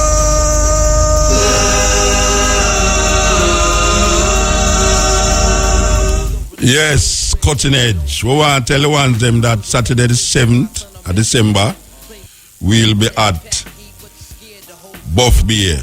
And this is a fundraising event for Mama Fire. And also she opening a restaurant, and it's also our 60th year as a Rastafari sistering. And this will happen in Buff Beer, Portland, right on the main there. You understand? So 7th of December, we are going to play some music up there too. So you with us now. You remember we tell you about this Caucasian brother? Because last week it was a Caucasian woman we are interviewed. Tonight we're not interview no one, but we just want to listen to what the man has said. This is an American named Tim Wise. And apparently I have a whole heap of white people where I wake up to certain reality about America and the treatment of blacks in America and privileges that white people have and black people don't have. So this is a white man attack about white privilege, racism, and white denial, and the cause of inequality. Listen. For coming out. I want to start off by telling you that I think it is probably a good idea, and I try to give this advice at most of my talks. It's probably a very good idea when somebody stands in front of you and is proclaimed by virtue of their bio and by virtue of their curriculum vitae, their resume, that part of which is read to you, by way of the nice comments made about them by others, proclaimed to be an expert. It's probably a very good idea to ask yourself why it is that you're listening to that person and not somebody else. In this culture, we are led to believe that if someone stands before you, a proclaimed expert, that it must be because they are indeed the brightest bulb in the box, that they know something that the other people don't know. I am not standing in front of you, and you are not listening to me because I am the most informed person in the country on racism or white privilege, not because I am the best speaker on those subjects. I am fairly good, and I intend to demonstrate that to you amply in the next hour. It is not because I am the best writer on the subject, though I am okay with that as well. It is instead because I, and I know this, fit the aesthetic that is needed on too many campuses and too many communities around the country in order to come in and to give this talk. Nothing that I am going to say tonight, or at least very little, originated in my head. Nothing, or at least very little, of what I say tonight is in fact new. Almost every single thing that I'm going to say this evening is wisdom that has been shared with me either patiently or sometimes not so patiently by people of color who have in almost every instance forgotten more about the subjects of racism and white privilege since breakfast yesterday than I will likely ever know. And yet they will not be asked to give 85 engagements around the country this year or next on this subject. Not because they have not the wisdom to do it, but because privilege, the subject that I'll deal with tonight, bestows upon me that advantage. And so as a matter of responsibility and accountability, I have to own that up front so that when you go away from this evening thinking to yourself, my goodness, that was good. And I'm sure that's my subliminal way to tell you you're going to think it's just great. And when you go away from here thinking that I have filled your heads with all this great knowledge and wisdom, please know that it is not mine. And the next time you hear it from a person of color, the next time it is shared with you, for those in the audience particularly who are white, the next time it is shared with you by a person of color, as it will be and as it has been in one form or another, please listen to it. And please know that it is from that source that I get virtually all of my material. We will know that we have made progress only on that day when a person of color can get up and give the talk that I'm about to give and be taken half as seriously as I expect to be taken. It's interesting to see so many people come out to these events, because to hear some people tell it, you would think that this conversation was almost wholly unnecessary. To pay attention to the American political process and what the candidates for this nation's highest office have to say and not say about the issues that are of importance to them, and thus we are to presume importance to the nation, you would get the impression that the issue of race, that the issue of racism, that the issue of discrimination, and certainly that the issue of white racial privilege were non-existent issues, that they were of really no importance or very little importance, because you will not hear and have not heard any of the candidates for presidency of the United States in either party of whatever political ideology make this an issue. Yes, they talk about poverty. And occasionally they talk about schooling and education. They talk about health care. They talk about all of those things, but not once have any of those candidates tried to directly connect the role that racism, the role that racial discrimination, the role that institutional racial oppression and white privilege play in regard to health care, in regard to housing, in regard to schooling, in regard to poverty. It is as if those issues exist in a vacuum and have no relationship to color, have no relationship to race, have no relationship to a history of racial subordination. What does it say about our nation's political process and about our nation's political and social culture that none of these candidates for office has seen fit to tell the American public the following things, all of which you would think would be campaign issues of some importance, at least to some people, and yet they won't say them? Why is it that none of them mention that it was last year, 2006, not 1996, not 1986, not 1976 or 66, but 2006, which witnessed the highest number of race-based housing discrimination complaints in recorded history. The Fair Housing Act was passed in 1968, the year of my birth, and yet it was not 1968 that witnessed the highest level of discrimination complaints based on race. It was 38 years later, in 2006. What does it say about our culture and the politicians, the choices we have been given for leader of the so-called free world, that none of these candidates sees fit to mention as they talk about health care, which subject they do talk about with some regularity? What does it say that none of them have seen fit to mention the research that was published in the American Journal of Public Health in 2004, which had looked at 10 years of excess mortality data for African Americans from 1991 to 2000, looking at the number of black folks who had died above and beyond the number that would have died but for their blackness, in effect, and the social and economic conditions that ascribe and essentially adhere to blackness in this country. And what they found in that study, which received almost no media attention, again, published in an academic journal, not read by the average American, not read by political candidates, read by doctors and people who research the healthcare industry, but that's about it. This study found that between 1991 and 2000, there were almost 1 million black people in this country who died, who would not have died had they merely been white and had the average healthcare quality and access of the typical white person in this country. Had they been living in neighborhoods like white neighborhoods in which the levels of exposure to toxicity had been as low as it is in the typical white neighborhood, as opposed to excess exposure to toxics, pollutants, etc. in black and brown spaces. Almost 1 million excess dead people, in this case black folks, who wouldn't have died had the system of healthcare access and exposure to toxics been equal between white folks and black folks. How is 1 million dead black people not news? You see, if James Byrd gets dragged to death behind a truck in Jasper, Texas, you will hear about that, and well, you should. If one individual is the victim of a vicious hate crime, you will hear about that, and well, you should. But if nearly 1 million people die, not because of bigotry, not because of hatred, not because of some white supremacist organization, but because of systemic and institutionalized injustice, you will not hear anything. How is it not news, and why are no candidates mentioning that according to the Department of Justice, in a study released in 2004, black and Latino males are 3 times more likely than white males to have their cars stopped and searched for drugs, even though white males are 4.5 times more likely to actually have drugs on us on the occasion when we are stopped? Now think about that. Because that suggests that racial profiling is not just racist. We know that. That is redundant. But it's also pretty stupid-ass law enforcement. Or is it? Because I guess it's only stupid if you think the purpose of the war on drugs is actually to get drugs off the street. Because if that were the purpose, putting aside whether or not we ought to deal with a medical and a health problem known as drug addiction with war metaphors in the first place, different lecture for a different night. Even if we assume that that is a good policy, let us be clear that that is not what we're fighting. We're not fighting a war on drugs, because the first rule of any war is to go where the enemy is.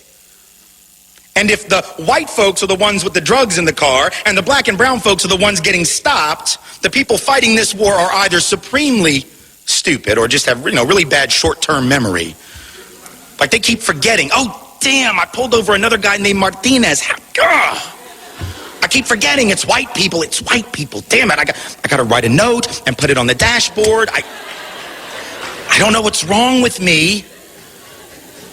Maybe that's it, Or maybe it's something else. I do trainings with law enforcement, not a hell of a lot, for reasons you can probably guess.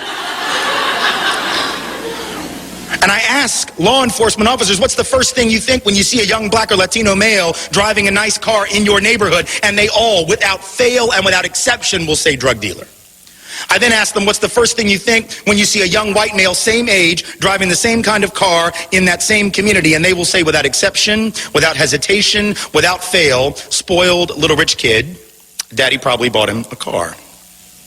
Keep in mind, we have been together for about 90 seconds of the workshop at this point. We have 2 hours left, and they have just outed themselves as racist because what they have said is that they are making snap judgments on the basis of only color that work to the detriment of people of color, the benefit of white people. We still got 2 hours to go, so it's going to be fun from that point forward.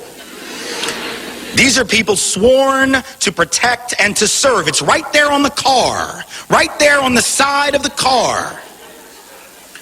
And in the first 90 seconds, they are acknowledging these racial biases. How is that not an issue? How is it not an issue that according to that Justice Department report, while black and brown folk are having their wheel wells ripped apart on the side of the road, their trunks splayed open, their dashboards ripped apart in the search for drugs which aren't even there, white people like me, notice I said like me because I'm not trying to tell you anything about me that you don't need to know and for which the statute of limitations has not yet expired, are driving by the roadblock with a trunk full of weed.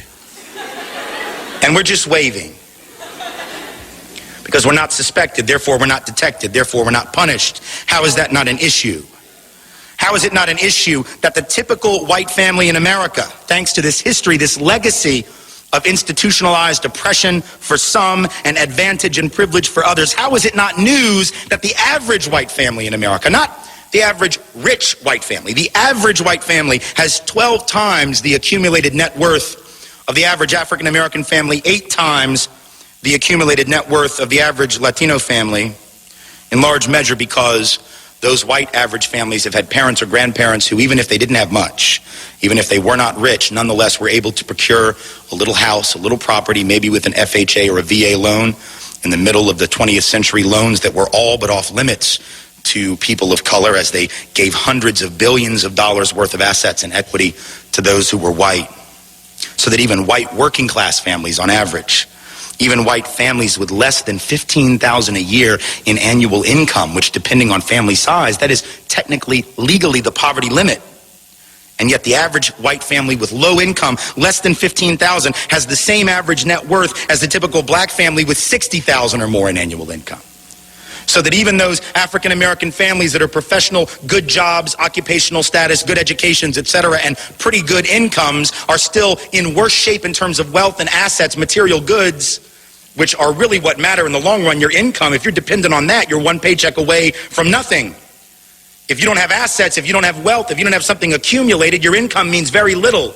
In the case of an economic downturn, and these working class white families who are struggling, make no mistake about it, nonetheless are on average going to be better off than those black families with 4 times as much annual pay. How can that not be an issue? I'm suggesting to you that the failure to talk about race, the failure to talk about racism and inequality on the basis of color, feeds the denial that is already far too prevalent among the white community. And having been white all of my life, I've been surrounded by that denial for a very long time. Yes, a white you just know say this is a white man attack. This is not a black person speaking. This is the cutting edge on RFM. A few years back, white Americans were asked whether or not we believed that racial discrimination was still a significant national problem for people of color, or whether it was just a problem, like junk mail. Wrong phone number, 2 in the morning, you can't get back to sleep. It's raining and you want to go outside for a jog, a problem. But one you'll get over, Whether it wasn't much of a problem, wasn't a problem at all, or we just weren't sure. They also asked black and brown folk this question. Folks of color, it won't surprise you, said, yes, it is a significant problem, actually, and not just because I read about it in the sociology textbook. I actually have lived it and would be more than happy to tell you what kind of problem it's been, but these were pollsters, man. They didn't care about that. They just wanted the yes or no, then they were on to the next house. Then they asked white folks, is it or is it not a significant national problem, racial discrimination for people of color and against people of color? And only 6%, 6 out of 100 said yes, that it was a significant national problem. Just to give you an idea of how bad that is, I would have you compare it to a survey taken a few years earlier where approximately 12% of white Americans said we believe there was a fairly decent chance that Elvis Presley might still be alive. I don't know how good you are at math. I'm not very good myself, but that's a ratio that I can calculate. What that means is that white Americans are twice as likely to believe that Elvis might still be alive than we are to believe what people of color tell us they experience on a fairly regular basis. That is denial so profound as to boggle the mind, but there it is. And the people who are saying it are not mean-spirited, they're not hard-hearted, they're not bad people.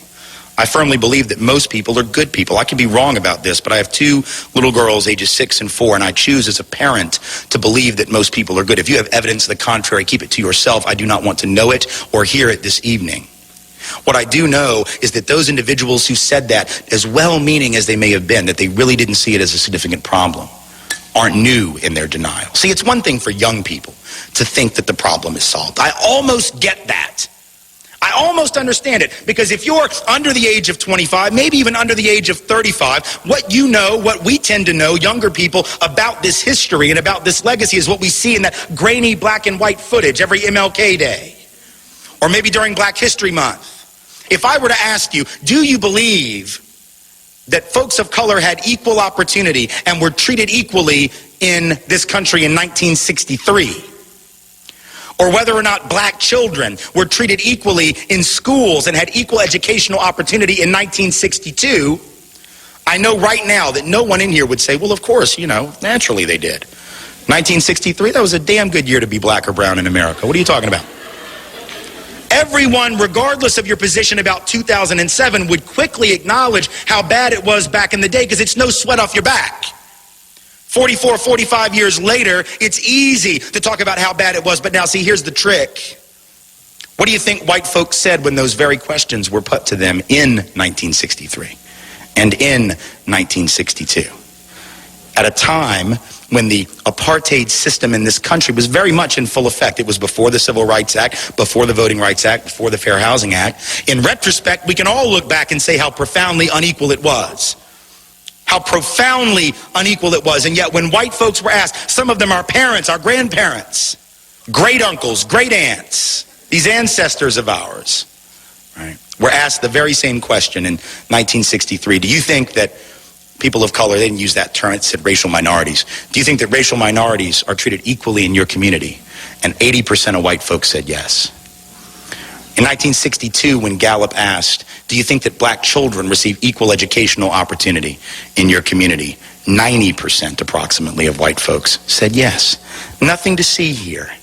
What is all this complaining? What is this march on Washington? I don't get it. I don't understand it. In fact, the very month of that march, which now it seems like every white liberal wants you to believe they were at. The very month of that march, white folks were asked by Newsweek what they thought about it. They said 2/3 of whites said that Dr. King and the movement were pushing too far, too fast, asking for too much, and too soon. The idea that this country was ready to hear this, even at the time when we know how vicious it was, is a lie. What does it say that white folks were in denial in 62 and 63? What does it say that if you'd gone back to the 30s and asked the question? You think white folks were clear then? The 1890s, what did white folks say? Those southern editors of newspapers where I'm from, they would say, well, we get along fine with our Negroes down here if you Yankees would just leave us alone and stop messing in our business. Go back to 1850 and read what Dr. Samuel Cartwright, a well-respected member in good standing of the medical profession in this country, said not only was racism not a problem, there wasn't even a word for that yet, slavery wasn't a problem, so much so that he decided that any slave who would run away obviously had a mental illness. Because you'd have to be crazy to run away from bondage. So he came up with a term, he called it drapetomania. Don't even know what the root of that is, don't want to know, don't understand where the word came from, but that's what he called it, drapetomania. You must be crazy, you must be mentally ill to run away from your loving master. Denial. In every generation, 2007, 1963, the 30s, the 1890s, the 1850s, my point being that in every generation, members of the dominant group have said there is no problem. And in every generation, without fail, we have been wrong. And in every generation, people of color, those who were the targets of that oppression and subordination, have said there is a problem. And in every generation, without fail, they have been right. So the question for us today is, what are the odds, honestly, that people of color who have never gotten it wrong have suddenly lost their frickin' minds and have suddenly become unable to see truth and to separate it from fiction? And counter to that, what are the odds that white folks who have never gotten it right yet have suddenly become highly, highly perceptive? The odds are pretty long. And again, it's not because white folks are insensitive or hard-hearted, let alone stupid, but it is that those of us who are white have the luxury of not knowing black and brown truth. We don't know because we don't have to know. We are not tested on it. If I don't know what people of color experience, what happens to me in this country? Virtually nothing. But if people of color don't know my reality, if people of color don't know white reality better than white folks have to know it, if they cannot regurgitate it to us better than we would ever be able to regurgitate it to ourselves, all hell breaks loose. So people of color are going to have to know white history, white literature, white art, white theater, white poetry, white drama. I know we don't call it that. That's sort of the point. When your stuff is the stuff against which everybody else's stuff is compared and found lacking, you don't have to name it. It's just the norm. That's why, for those still confused, we don't have White History Month, because we have several. They go by the tricky names of May and June, July, August, September. Pretty much any month that we have not designated as someone else's month, that's White History Month. But we take it for granted because we don't have to know other folks' reality. That's a privilege. That's an advantage. That's a head start. And it's one we must think about. See, that's the other piece of this, right? It's one thing for white folks to acknowledge racism. Because, you know, white liberals will. God bless them. White liberals will acknowledge that racism is real. Oh my goodness, we should do something about that. Yes, we should. It's terrible, that racial profiling, that housing discrimination. My goodness, it's awful. Yes, it is. But just because we acknowledge racism and discrimination doesn't mean that we'll necessarily acknowledge the flip side of that. Doesn't mean that we will acknowledge that for everyone who's targeted by that discrimination, which we're willing to admit exists, there is somebody else not being targeted, guess whom? And that those individuals are elevated by definition and receive an advantage, receive a subsidy, receive a privilege in the process. You see, we like to talk about those who are down as if there is no up, right? We like to use language that obscures the interrelationship of down and up. Now, down has no meaning without an up. It is a relative term. But we talk about those at the bottom of the hierarchy, not paying attention to the fact that for anyone who's down, someone is above them, and they're above them because they're down. Checking has no monthly service fee when you have we use this language that makes it impossible. And when I say we, I don't mean like right-wing folk. I'm not even talking about them. I'm talking about nice, liberal, caring service providers. Right? People who just want to help. Right? I just want to help the underprivileged. That's the word we use. I've used it before. I don't use it anymore, except in a speech like this. Right? We just want to help the underprivileged. But what's wrong with that word, folks? At least two things that ought to be pretty obvious to you, right? Number one is it's a passively constructed term. Right? It's the passive voice, as my English teacher would say. Underprivileged doesn't imply that anybody did anything to anyone. It's just there's privilege, and I will be damned. There you are under it. We could just figure out how you got down there. We could solve all the problems of the Western world. But we don't want to know how you got down there. No, that's why we came up with that bumper sticker. Stuff happens. That's the G-rated version. That's a bumper sticker that only a straight white upper middle class male could have made. Because anyone who isn't straight, anyone who isn't male, anyone who isn't white, anyone who isn't upper middle class knows that stuff doesn't just happen.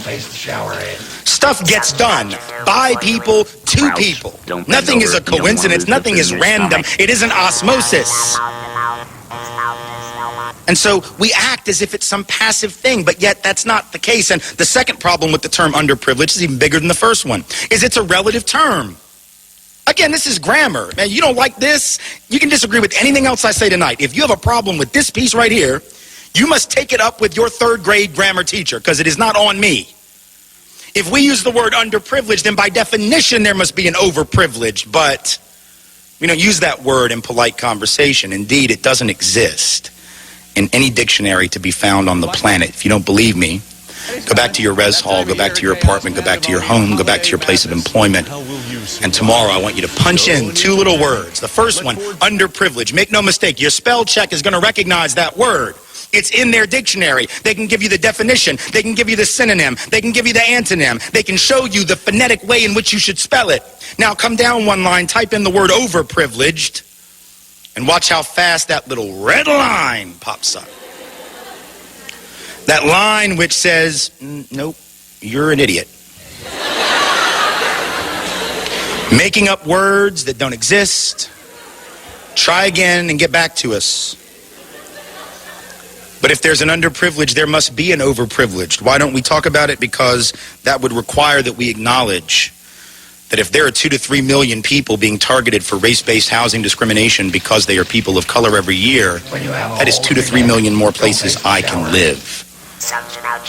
If people of color are being targeted and profiled and I'm not, that is an advantage. It may or may not have material consequences. A lot of privilege isn't about material acquisition, so please know this. When I talk about white privilege, I don't even mean money necessarily. For some, it definitely translates to that. For some, it has certainly meant that. But even for those white folks who don't have that money, white privilege is real at the psychological level. I get the best for my home when I shop. I get so much more when I shop. You know, I miss this. I mean, yeah, this is a American white man attack about racism, white denial, and the cause of inequality. We continue. Well, I grew up for the first 18 years of my life in an 850 square foot apartment where the plumbing was always leaking, the air conditioning was constantly busted, we had no savings, we ran cars into the ground until they just stopped running, took no vacations, had no assets, had no credit that wasn't bad credit. So I was one of those white folks who certainly didn't have class privilege, and yet I had the knowledge that I was perceived in school as highly capable, not because of my class background, which was no great shakes, but because I was seen as a bright, capable white child, and students of color, who were every bit as capable as I, were tracked low while I was tracked high. I could make bad grades, and I never seemed to fall out of favor in those types of classes because I was seen as simply underperforming, not quite living up to my standards, you know. So I received the psychological edge of knowing that in those classrooms, if I didn't do well, and I often didn't, I was a bad student. But if I didn't do well, I never had to worry that that would be ascribed to my race. I never had to worry that someone would say, well, of course he's not good at that because, you know, he's white. Because unless I was going to be trying out for a job that involved jumping or dancing, what stereotype exactly is working against me as a white person? There aren't many. But for people of color, it's a whole different ballgame. Knowing that if they underperform in an academic environment, knowing that if they end a sentence with a preposition when they answer that question in class, or if they mispronounce a word, or if they simply answer the question wrong, they have to wonder whether they dropped the ball not just for themselves, but for all those coming after them who look like them, whose presence on that campus or in that job complex, in that office is constantly under scrutiny, constantly being questioned, constantly being double guessed, second and third and fourth guessed. Do they really belong here? That's what it means to be white, is never having to worry that you're going to trigger a series of negative stereotypes about your group, and if you're not able to overcome them, your opportunities will be limited. Yes, white women will face that on a gender level, but on a racial level, those who are white will never have to worry that their missteps, that our missteps will be attributed to our racial defect of some sort.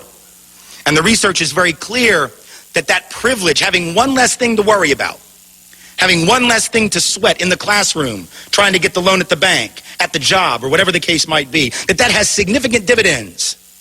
Because to have one less thing to sweat in a competitive society is the thing that separates oftentimes success from failure, or big success from medium success from smaller success. And the research is very clear that on an academic environment in particular, those persons who are constantly having to worry about whether or not their performance is going to trigger that negative group stereotype, that the mere anxiety caused by worrying about that is enough to drive down academic performance on standardized tests and in classroom performance, even when they are equally or better qualified than their counterparts who don't have to think about that.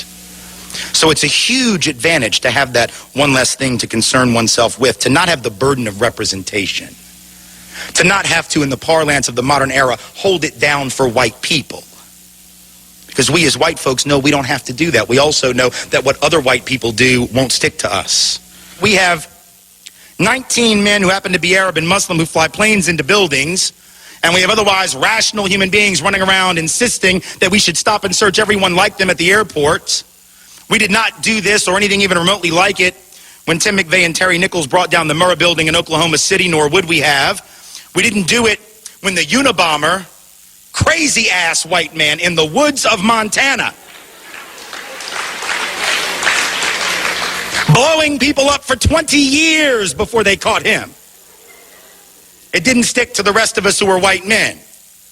The Olympic Park bomber, Eric Rudolph, puts a bomb in Olympic Village in Atlanta in '96, blows up a gay bar, blows up a family planning clinic. He too then runs off to the woods. As a side note, I have no idea what it is about white people and the woods.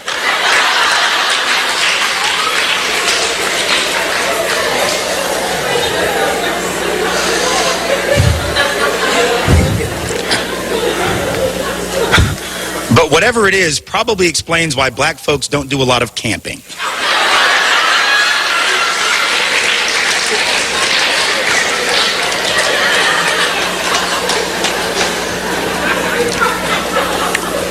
So it doesn't stick to us. There have been over 125 family planning centers, some of which provide abortion services, many of which do not, that have been bombed or burned in the last 20 years. And every single one of them, according to the FBI, have been white. They've mostly been men. They claim to be Christian. Different lecture for a different night. 125 or more. 125 plus McVeigh and Nichols is 127. Unabomber's 128. Eric Rudolph is 129. 129 confirmed terrorists who are white in this country in the last 20 years. It sticks to nobody who's white. 19 Arab Muslims, and it sticks to everyone who is either 700 million Arab folk on the planet, 1.5 billion Muslims on the planet. To assume that we know something about them based on the acts of 19 is to commit what any statistician will tell you is sampling error. It is mathematical illiteracy. And yet we do it because we can. Privilege, not having to worry about it. But let me suggest to you something, because the title of this talk, after all, is The Pathology of Privilege. And I want to be very clear that privilege of not thinking about it, that privilege of not having to know someone else's reality, that privilege of being able to ignore it, and the privilege of benefiting from the inequality, having a certain leg up, actually is very dangerous. And not just for those who don't have it, that there is actually a downside for those who do. And this is important, right? Because in a country like ours, which encourages us to take advantage of our advantages, if I tell you that you have privilege, your first inclination is not to try to get rid of that. Right? That's not the culture in which we live. But I want to suggest to you there are reasons why even those of us who benefit in relative terms from racism and institutional white supremacy should care about this, not out of some altruistic, I want to help other people impulse, but because it is actually dangerous for us as well.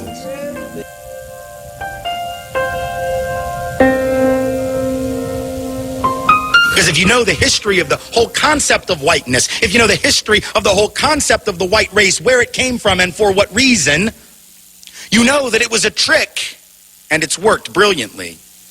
See, prior to the mid to late 1600s in the colonies of what would become the United States, there was no such thing as the white race. Those of us of European descent did not refer to ourselves by that term really ever before then. In fact, in the old countries of Europe, we had spent most of our time killing each other. We didn't love each other. We weren't one big happy family. The side of my family that comes from Scotland, hell, they didn't even worry about fighting people outside of Scotland. Highlanders and lowlanders just fought the hell out of each other.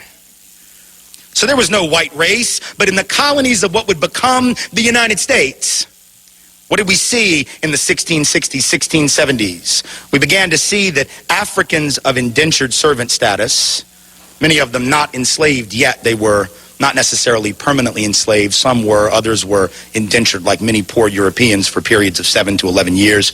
They could work off their indenture and then they would be free labor technically. Realized, as did the white indentured servants, the Europeans who hadn't even been called white yet, that they had a lot of things in common, like the fact that they were all getting their clock cleaned by the elite. And so they would get together more than our history books taught us, to foment rebellion against the elite, to try to get a better deal for themselves on the basis of economic necessity and economic justice. And what did the elite do? When you see that you're outnumbered by black and white folks who are penniless, landless, peasants, you have to do one of two things. You either have to kill them all, but you can't do that because who's going to work? Rich folks weren't going to. They had to get poor people to work. The whole point was to be a person of leisure back in those days. That was the goal, was not to work.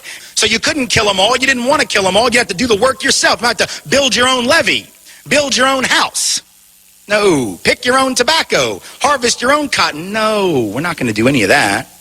So you can't kill them, but you can co-opt them. And so the elite in Virginia, for example, in the colony, begins to give certain carrots to people of European descent, saying things like, you know, we're going to let you own a little land. Not much, but just a little. And we're going to get rid of indentured servitude. Now you're free labor. And by the way, once you're free labor, you get 50 acres of land just because you're free labor, see? So we're going to cut you in on this deal. We're going to let you enter into contracts. We're going to let you testify in court. And here's the best of all. We're going to put you on the slave patrol to keep those people in line, right? The idea was you're still going to get your clock clean. We still don't like you. We still aren't going to really empower you or change your economic subordination, but we're going to make you honorary members of this team, and you're going to help us keep those other people down. And so they got a little taste of power, and it did effectively divide and conquer those coalitions. Those rebellions began to stop almost instantly. Fast forward to the Civil War era, you have rich white folks in the South, where I come from, standing up and openly admitting that the reason them that their skin is more important than their economic interest, because think of because you own them, who's going to get the job? Not me. In other words, slavery actually undermined the wages and the wage base, the economic floor of the typical white working class or low-income person. But they were told, if these people are freed, they're going to take your job. No, fool, they got your job. That's the point. And so at some level, again, working class white people being harmed by white privilege, relatively being advantaged, right? Being given a leg up, being given a membership to the club, but in absolute terms being kept economically subordinated by the very thing that gave them a sense of superiority. How's that for irony? Then in the present era, this hasn't stopped. This is not ancient history. Now we have people running around insisting that we should close the border with Mexico because if we don't, the wages of working class people will continue to fall. The implication being that the only reason workers are paid like crap in this country is because the border is open. But if you believe that, you would actually have to believe that if that border were closed, that all these owners of capital and industry would just say, oh, well, you figured us out. Here, it's a raise. Do we really believe that the only thing keeping bosses from paying people more is the presence of low-wage, medium, semi-skilled labor from south of this artificial border? Is that really what we believe? We know that if that border is closed, it isn't going to be closed to capital. It isn't going to be closed to goods. If you have a border that can be crossed by capital looking for the highest return on investment or goods looking for the highest price, but labor is chained to its country of origin, how is that going to work to the benefit of working people? By definition, it doesn't. By definition, it immiserates the working class. divide, and conquer. But the best example of all, perhaps, in the contemporary era, in the greater New Orleans area after Katrina. Here you have two communities that were the most hard hit. The lower 9th Ward, mostly black community, 94% African American, about 40% official poverty rate, heavy working class community. And right across the canal, St. Bernard Parish, Chalmette, 95% white, also working class, high levels of poverty, economically very similar. And at the end of the day, in those first few days of September 2005, more similar than they probably would have realized. Because when those levees broke, they all got their stuff jacked. They all got their stuff destroyed. But if you had asked white folks in Chalmette, and I've done it, who was the cause of the problems in the greater New Orleans area prior to that flooding, they would have pointed across that canal at those black folks, wouldn't have called them black folks, and would have said, there, that's the problem. 70% of the white folks in St. Bernard Parish voted for David Duke, white supremacist, neo-Nazi, former head of the largest Ku Klux Klan group in the United States when he ran for governor in 1991. 7 out of 10 gladly voted for him because he was blaming black folks for all of their problems, and they bought it. What's the irony?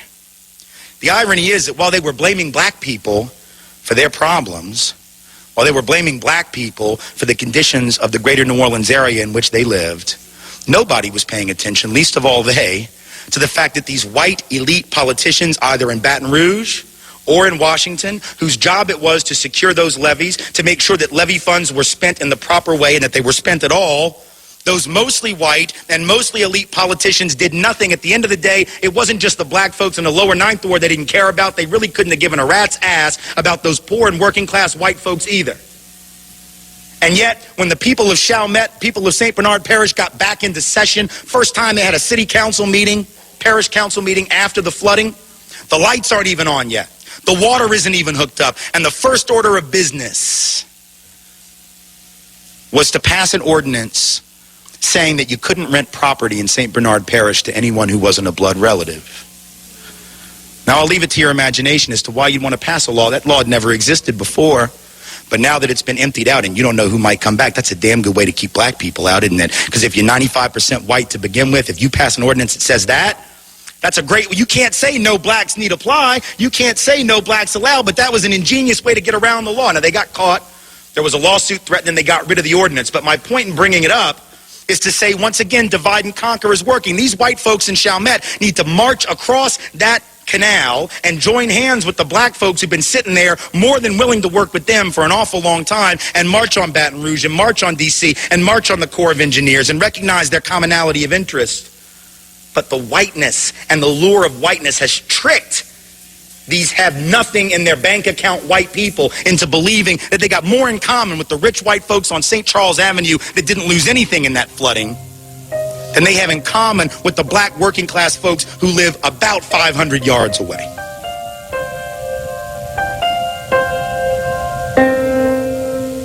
That's what white privilege does to white folks, but that's not all. It also creates an intense anxiety, like a mental dysfunction, an emotional anxiety and distress. If you're privileged, after all, if you're the top dog, if you have all the advantage, you're constantly afraid of who's gaining on you. You're constantly afraid of who's coming to take what you have. We've got to close the border. They're coming to take our stuff. We got to worry about terrorists. They're coming to take our stuff. We got to get them before they get us. Preventative war. We got to stop them. That's what privilege will do for you, because those who have it are constantly anxious. A study in June of 2004 in the Journal of the American Medical Association, which received very little attention, found that in the United States, the rates of anxiety disorder, depression, and substance abuse-related mental disorders are twice the global average, 5 times the rate in Nigeria. How is it that the most powerful and privileged people on earth can have so much more anxiety than people who live in war-torn areas? Civil war, political corruption, amazing problems, often famine, all kinds of hardships that for the most part we don't see, at least in the same abundance, let's say, in the United States, and yet it's here. That the greatest level of anxiety, I would suggest that the reason that happens is because it's the privilege that generates the anxiety. It's that constant fear of keeping up and staying ahead that generates the anxiety, the mentality of entitlement. The mentality that says, this is our world and we get to make the rules in this world, and then we come to find out not so much. We don't deal with setback very well, those who are the dominant group. And then when the real world intrudes on us, it's like a psychological come apart, like a meltdown. So when those people in Littleton, Colorado had their school shot up at Columbine, or when the folks in Santee, California, Santana High School, Springfield, Oregon, Thurston High School, all of those nice white spaces, which from the mid-90s to the early 2000s seemed like at least once or twice a year there was another one of these mass school shootings, and almost every single one of them committed by a white male of upper middle class background in a place where everyone said this wasn't supposed to happen here. Because privilege allowed them to let down their guard to the dysfunction and pathology that they thought only existed over there. So we don't notice that Dylan Klebold and Eric Harris are building 35 bombs in the basement. Because privilege means I don't even have to know what my kids are doing. I ain't seen them in like a week. I'm taking classes at Home Depot. No kids of color could have gotten away with that. 35 bombs in what basement? A. B, if folks of color roll up to the Ace Hardware looking for bomb supplies, they are not going to be sold them. But these white middle-class folks drive up in nice cars looking to get some pipe bomb material, some explosives, some real short fuses. And it's for a science fair experiment. Sure, here, you know. All right, privilege. Usually it works out pretty well. 364 days out of the year, it goes okay. But if day 365 is April 20th of 1999 and your kid goes to Columbine High School, you really don't care much about the other 364. Because when you have that privilege of living in that bubble and you don't have to think about what you don't have to think about, remember, there may come a time when you have to think about it. When 9/11 happened, notice the different ways that white folks and folks of color by and large reacted. Oh, everybody was scared, everybody was angry, everybody was upset, everybody's freaking out. But now, there were only some folks who went in front of microphones and said the following, and they were all white that I saw. Why do they hate us? Why? Why? Why would anyone hate the United States of America? I don't get it. See, people of color, they didn't say this. And it's not because folks of color hate this country, but folks of color have historically a love-hate relationship with the society. Loving certain things about it, hating other things about it. But here's the more important point. To be a person of color in this country is to always have to know what the other guy thinks. It is to always have to know what other people think about you, because if you don't, if you for 1 minute forget what other people might think about you, your life is in danger. But to be the dominant group is to have that luxury, or to think you do. To think you do. Of not having to care what other people think. Because you're the big dog. You're the top. You're the king of the hill. You don't have to worry about what other people think. That's privilege. You don't have to know. You can sort of laugh it off. At least we thought we could. We could have that attitude that says, well, you know, what are you going to do to us? We're big and bad. We spend $400 billion a year on defense, fool. If you come for us, we will bomb you back to the Stone Age. And if you're already there, we'll take you back to whatever the hell came before the Stone Age. Because we can. And then 19 guys with $37 worth of box cutters, $1,000 worth of plane tickets, and a pissy attitude pretty much said, okay, I'll tell you what. You spend your $400 billion a year on defense, and here's the deal. Me and my boys are bringing these buildings down anyway. How do you like us now? So privilege didn't allow us to see that the rest of the world doesn't view us the way we view us. Maybe we'd have been better off knowing that. Maybe we would have been better off for decades knowing that the rest of the world doesn't view us in the same liberatory terms that we sometimes view ourselves. Now, people of color in this country already knew better. Because when they asked white folks and black folks before the invasion of Iraq, good idea, bad idea, the folks without privilege said,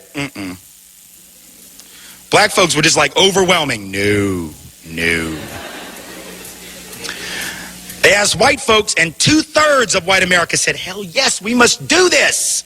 They're going to greet us like liberators. See, that's privilege speaking. Privilege says, surely they know we're liberated. Surely they know. Rumsfeld said we're going to be greeted like liberators. Dick Cheney said it. They know so much about combat. Surely this will work out well. People of color, no.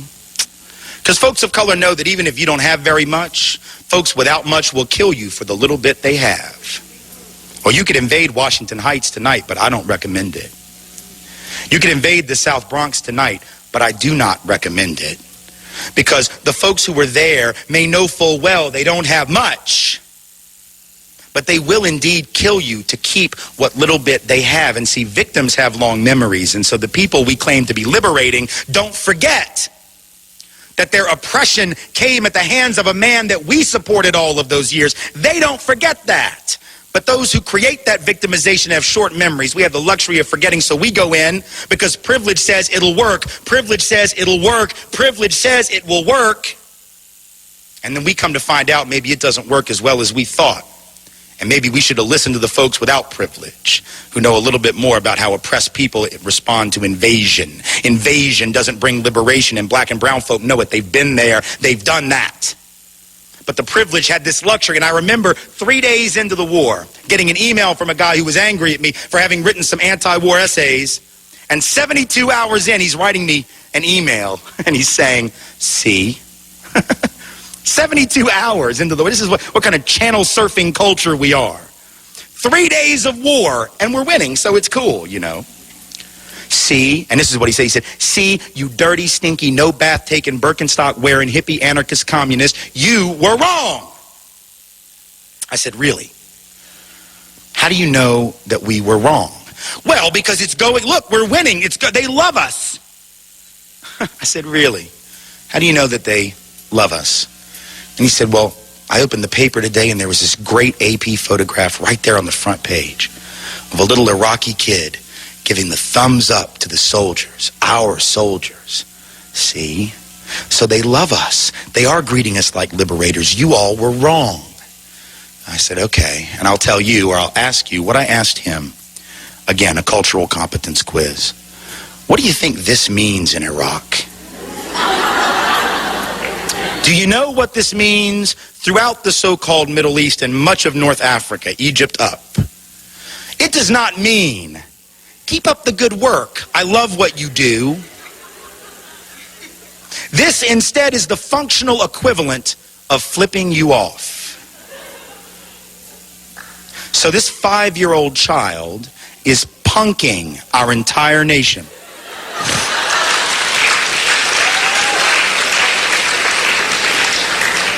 But we don't know it because we don't have to know it. But maybe we should have known it. Because now you see that 5-year-old with the thumbs up and we say, see, it's working. We got to do more of this. And though I'm making light of it, I'm doing it only because sometimes you have to laugh at the absurdity of this system so as not to cry. There are thousands of parents in this country and hundreds of thousands in Iraq and in Afghanistan who are going to be have already buried their children, and are going to continue to bury their children this week and next week and the week after that and the month after that and the month after that, and to hear the politicians in this country tell it for years. They're going to keep burying their kids because of this hubris, because of this privileged mentality of entitlement that says the world is ours to shape in our image, that we have the right to make it over and everyone else will bow before our superior firepower, and the rest of the world has, in case you have not noticed, pretty much called bullshit on that. So at some point, we better worry about privilege, not just because of what it does to the ones without it, but what it does to us, what it turns us into, what it allows our policymakers to do in our name, which is not actually in our interest.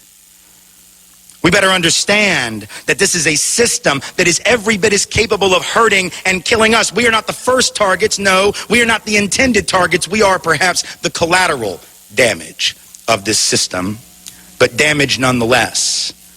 And if we don't want that to continue, if we want to be free of that risk that we ourselves are now placed in, we have to care about it not as an act of altruism or paternalistic concern, but as an act of self-interest and self-liberation. And this is our job, and this is our duty, irrespective of our guilt.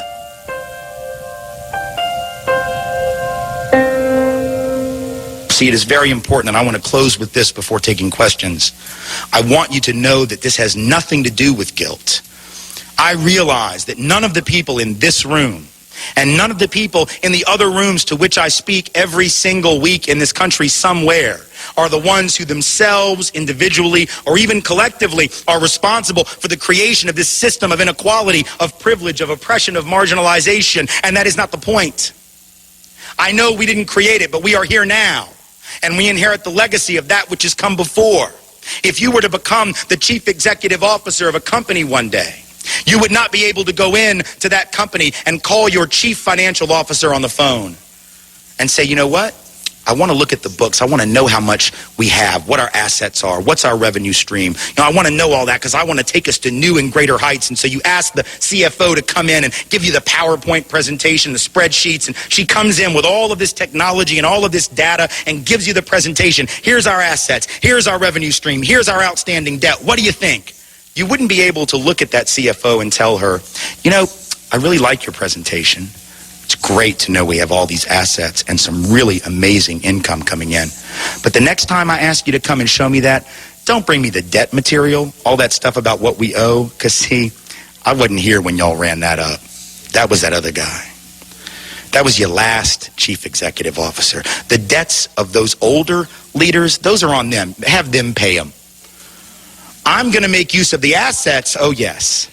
I'm going to make use of the income. Oh, yes. But I'm not going to pay the debts because they're not mine. You couldn't do that. You'd be ushered to your car by security. But that's exactly what we do as a society, isn't it? We say, the debts are not ours. Oh, the glory is ours. All the stuff that we've accumulated as a nation and as a people, that's ours. We don't mind living in the past as long as it glorifies us. That's what history books do. That's what July 4th is.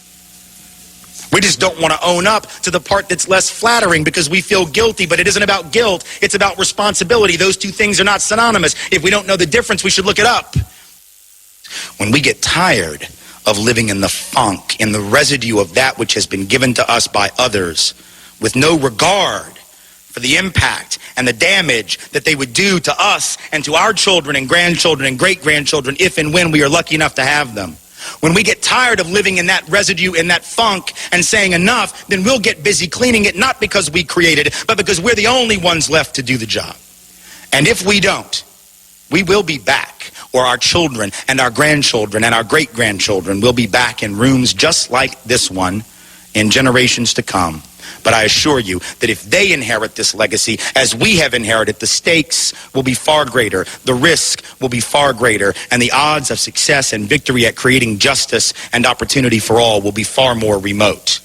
And so if we don't want to see that day come, it is up to us to get busy. It is up to us to take responsibility, not because we are guilty, but because we are here. Thank you very much and take care. Calling all serious bakers. We are accepting applications for persons with experience working in a fast-paced bakery. For more information, call us. I hope you would stay with me and hear what that man have to say. As I go and repeat again, that man is a white man. And you know, the thing about it is that him end with a reparation one into, you know. Yes. Because we find that a whole lot of people claiming that, well, we never did ban when that happened, that it gone too long and all them way, especially in England. People have said that we don't have no responsibility for that because that the guy what the man I show you. If you have an executive who go look, if you go really make a place better, and him say, all right, you owe this, so you are now, we no business with the way you owe, make the person who was there before me pay it off. It not going to work so, because the accumulative wealth of that company is totally in line or in connection with what took place before this new manager come. So reparation is really in order when we look on it a certain way. So at the cutting edge, we're there with you.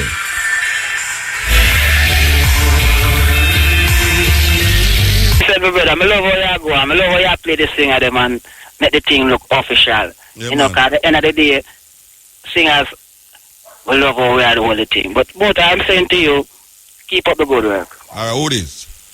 I want your artist friend, man, a ghost, man. Keep up the good work. All right, ghost. All right, sir. Remember the CD we give, yes, sir? Yes, sir. Blessed man. Keep up the good work. All right. Aile. Mutabaruka, this is Fire Empress. All right, give thanks. Long to hear your voice and long to No, I see mean your long to voice. hear my voice. You hear my voice every Wednesday and Thursday. You know, listen to the radio. Sometimes I don't. Okay. Anyway, Muta, you're doing a wonderful and a very, very good work. Give thanks. I'm lying on my phone right now, it is my back, and I'm listening to Your life, where your life on? my back. Your life on your back? Oh my gosh. And I'm listening to you, and you uplift me. All right. And I'm listening to this white man, and you know, Muta, I tell you something. All I have to tell the white nation is prepare themselves and ready, because black people is not going to take it like this. Yeah. Especially Rastafari. And we not lie on our back and make it go so. No, I am ready as a Rastafari woman to fight this Armageddon war for I and I justice and right. All right. So they better prepared, especially Miss Queen over there in England. Yeah. She's gonna hand over everything. Maybe I'll Miss Queen down here so too. Yes. She's gonna hand forward everything that she took from I from Africa, because she's responsible from where black people is right now. Yes. Yes. She said she's responsible. And then forward over back to I. Yeah. So I'm warning her to prepare herself. All right, and then the next thing I want to say to you, Muta, I've got a message from His Majesty to tell you, and I'm just going to tell you because... Where you get the message now? I don't lie, you did a lie for your back and get the message. You look like you lie for your back and get no things. 2 months ago, and this is serious part of it. No, that is not serious. You lie for your back and I get message from my little lassie. All right, go on, tell me the message we give you. 2 months ago, I saw His Majesty naturally come to I in a full suit of khaki. Me know that you're going to say, like him now wear nothing else. Everybody see me in a khaki. Honestly. No, I never say the truth, but me I say, everybody when me talk to say them see His Majesty in a khaki, like him now wear nothing else. Okay, but I'm telling you the truth, what I saw. Yeah. And he says to me, go to Sizzler, listen to me very carefully, and tell Sizzler to hand over my people to Mutabaruka. I mean, Muta, honestly, I couldn't, even though I don't go to Sizzler, because I'm still frightened, honestly. But I'm happy right now, and the reason why I'm happy, because I know that Mutabaruka will be in Mount Zion with I, the holy place. All right, give thanks for that, Muta, trust me. All right, give thanks, His Mama. Majesty say, hand over my people to Mutabaruka. So I still have the people them. It's like I don't even know what to really say right now. It's like it's puzzling my mind. Oh, well, you have to go get Daniel if you got sci-fi out for you. But all I know, I'm preparing myself to go to Sizzler. Okay. All right, ma'am. And I give thanks that Muta, you are still here with I. Yeah, man. We're there, man. We're there. Yeah, man. Give thanks here. Keep up the good work. All right. Blessed love. This is Fire Empress. All right. Yes. That serious thing. All right. So we are telling about the vintage artists, the most that make record, and people are play the old one, them and I play the new one, them where them are make. All right. We're not stuck in the old thing, even though we love it. We love the music, but we know so the artists them, not the youth them, the artists them who there for a long time, 40, 50 years, and make music, and then hear them tune on the radio, and we know say in the cutting edge night so we play them artists there who are make music still, and them after hear them read them tune on this part of the thing so. Here Willie Williams, the man who gave Armageddon time. A long time we have played that tune, yeah. Herbal Pert in the background. Long time we have played that tune, yeah.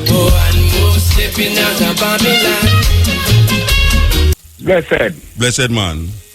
Yeah, man. Boy, you know, I don't see no goat over the Goat Island. Yeah, you don't say. No goat no over there, though. I'm going to look up, I'm going to look like one look a year strip like we play in New Zealand. Oh, so you go over there? Yeah, I go over there go look. Oh, so where you go over there go look for? Yeah, but that's why I look for you look at work over there. One of them could have give meat. No, them meat. Them not give no meat. So them not kill the goat. Or you go get meat out of it if you not kill the goat. So why them call goat and no goat nowhere? What? Oh, you mean? Oh, you mean why them call it goat and the goat over there? Them can't take in a Jamaica, no. Them say things I want people to believe it, you know, like them have way doing a fancy, you know, like Alice in Wonderland. So how them call we West India? Lord of the Ring. So how them call we West India now we don't come from India? Adapt, now I say. Because Christopher Columbus did say, boy, when they come here, they believe in India. Yes. So that's why they say. Maybe I the same thing the goat. Maybe I say same thing the goat business go on, you know. Yes. Maybe them go over there and see chicken back and think of goat, and me don't know. Them see chicken back meat and think of goat meat. Because in Iran, I know, in America, you know, they have Thanksgiving there, so every turkey, you know, get their head pop off. No, you know why Thanksgiving Day I celebrate? No. Thanksgiving Day I celebrate white people go in America, kill off the Native American them and take with them land and thank God for it. Yes. Them thank God for give them the land. I know God give them the land, you know. I kill out the Native American. Yes. Put them on reservation and capture the land and say thank God for giving this land. And Europe them a come from, you know. Them a run from Ireland and all the place where them a run from and go in America there, kill the people, them take with their land like nobody never did there and say thank God. So Thanksgiving Day, kill the turkey them. What a wicked set of thing to kill so much turkey. I tell you one worry for fighting. Yes. You were about one place in Halifax. Yeah man, Halifax in Canada man. Yeah, we out, but they not even mention the history of Halifax. Yeah, they not mention them attack. Because it quick a few left Canada. Come to Jamaica, you some more than to go Halifax, you know. Yeah. Far. Halifax far, come with a link one virgin of the way then. Well, I the same thing with Vancouver, we over the other side, so. Then I chat about them, they sit there and not get no history funny. Yeah. There's something they want to hear about Toronto. Yes, and Toronto and the mayor who did that take crack pipe, who had snip cracks. Yeah, they not see my rush some people, man, and bunk some one lady, man. Why man head hot? A pure contradiction about the place. Yeah, I hope then I want to come to right and know him grandfather Jamaican, you know. Oh, you mean if you got anything with bad you hear say we man, trust me. I could all Jamaican sell him the crack too. If you don't buy it, it better we say the weed. No, what a crack them find him with. They find the crack. Yeah man, then a crack pipe him did have man, a smoke crack pipe, man, and I bet you say a Jamaican tell him the crack. Or maybe that Jamaican have the cell phone will take the picture him and do it. No, nobody say he like me, I say it's true, that's how it going. But just say so. Yeah, because, right. Everything we have something now. We have something in everything. Exactly. Yeah, Jamaican have something in everything. Whether it bad or it good, we in the lickle, if I know in the muckle, mickle, everything we know. Because me say one match that played in Germany. And then I go to school and man say, yo, my youth, blouse and skirt. Yo, one more goal again. And that's up here, German, and you are Jamaican, a ball along there. I say, yo, one more goal. Nobody say, they don't know where I say. Yeah, well, I saw them don't know where we attack or anything. It make them use about them. You know what you name it make? It make, yeah. It make, man, by Desmond Deck and the Yeses, man. Desmond Deck and the They never want to play it in England because they don't know where it make mean. Yes, yeah. But then they do on top Bob Marley and play one till war. Remember why? Well, war, Haile Selassie words, you know. Yes, until the color of a man sings. Haile Selassie words that, you know, you never know that. Eh? Hold on there. Hold on, which them? I not hold on to them. I say, the word the back where you call war until the color of a man's skin, you know, is Haile Selassie speech, him turning a music. You never know that. You never know that. Where you come from? Yeah, which hole you in? Which hole you live in? Tell me. No, you have no. Mine are the pothole them with upon the road them you live in, Rasta. You never know, say, the way you live, you never know, say, the words them, where Bob Marley sing about until his eyeless last speech. You never know that? The speech. Well, if me ever find you to write it, me lick it out with a yellow yam. No man, I'm going to sell it for another man. That's a boat yam. We can't mash up your yam if you sell a foreign man. I will lick it out with a China yam. A China yam will lick it. Anyway, my God, no brethren. I got my God. Yeah, man. Bless up. Yes. The man say, if never do it, I little lots of words that. He's the first man in life I ever hear to that. Same to say, all right. So, as we are saying now, we don't play the, well, you know that one, you know, we are whole artists. This is our whole artist. This is our whole artist. When we say whole artist, you know, that evil OLD, you know. Whole, which are H, with a H. You understand? Yeah, man.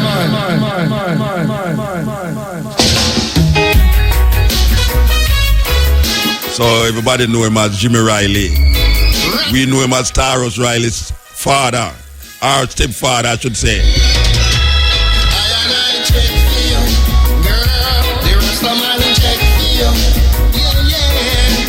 You make your son carry your coat, you know.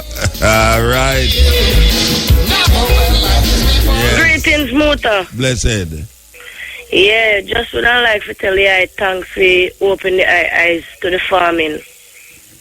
Yeah. You have to start farm? Yeah, man. Where you plant? Tell me where you plant. I have corn, I have pumpkin, I have spinach, I have okra. You're serious. Which part there? Tell me which part there. Westmoreland, Grangeville. What? I hope that's the good thing them come from too, you know.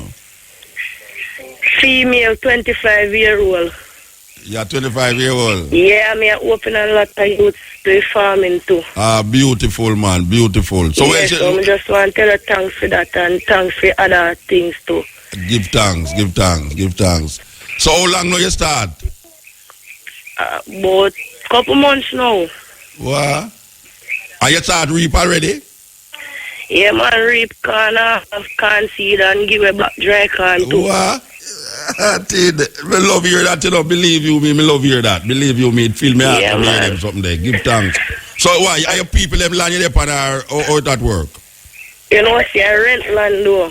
Okay, you just plant on it. Can't come on earth and put nothing on earth. All right, and you can't eat every time and put back nothing. Yeah, man, you have to put something on earth. Can't depend on them fertilize thing and them pesticide thing. All right, we give thanks to hear that. Believe you me, you're the sweetest caller for the whole night. Trust me. Yes, I just want to tell her thanks and tell her thanks for more things too in our history, and you give me a motivation for research certain historical facts. All right, Mama, give thanks, yeah? I hope one day we meet you and you see me, don't shout me, no care what. Don't shout me down. You know, me never see you before though. Yeah, but anytime you see me, you will see me, you will know say me, man. Yeah, man. You will know say me, don't say Mutabaruka. Let me say, who that? Let me say, you say, me call you on the radio, and say, me start plant okra and spinach and them things there, yeah? Yeah, man. All right, give thanks. So bless up yourself. As is. Yeah, man, that's sweet, me. That are the best call for the whole night, trust me. Okay, we are continuing with the whole artists, them, you know. We are make new tune. Who remember Kiddo Side? Brand new tune.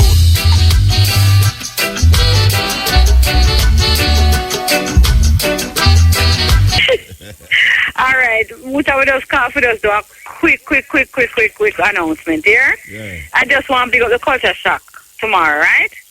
Well, little more down by Eastern Tea Center. Okay. You know, it's a caveman, them keep it every month, and them and bring out the youths, them, and even mix it with some of the ancients, them, right? Okay. So Drew Plyan will be there, and you have like all Wildlife will do a Carol and Nice song and perform. And you have a brethren named Teacher Wayne. Teacher Wayne come from the Harbour View roundabout. He's a Rasta man where feed a lot of people, but him in the music industry. And we want ones to really come up because the thing is better, but it still want more ones, you know? Yeah, build it. It's a build. It's a build. I just want ones to know it's just a little price of $300 for come in. And, you know, them just going to just enjoy themselves. As far as I'm concerned, Muta, Now listen. You see, as far as I concern, Muta from I go, I never see one of them out yet in terms of performance. You never see one? Everything, Chris. Where you never see one?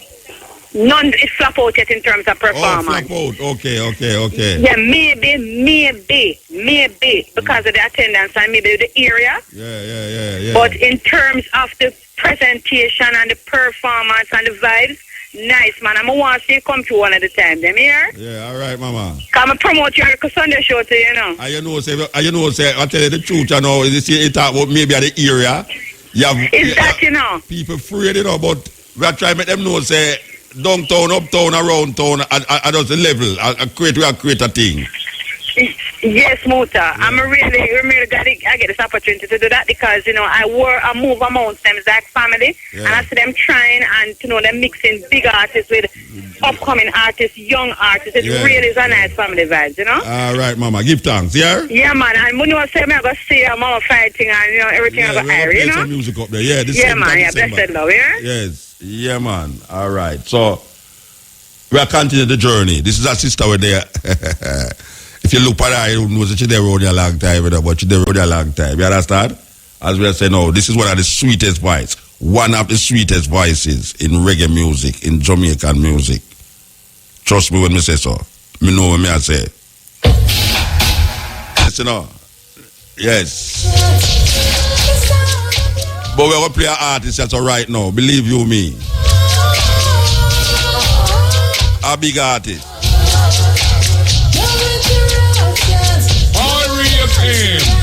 Thought-provoking, always smoking, lyrics like a bazooka.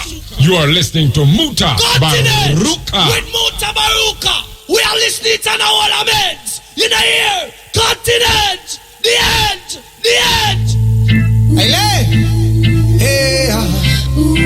Hey, Mutabaruka. Me love how they play Rasta. They just play Rasta music for Rastafari people, you know? So why you look all the people them in a school field? Yes, we play. When we play up there Saturday night, we play up there Saturday night. School field, right up there, so in a top of St. Elizabeth, there, so we give thanks for the energy. And we want you love John T, Alex Brown, Forever Young, right down at the heart of Kingston, there, so West Street. Yes, every Sunday we there. We want you love all the ones them who are participate in bringing a certain joy to the people them and play good music, sweet music. So here we are saying now, at this bridge we are talking. The man called Bob Andy.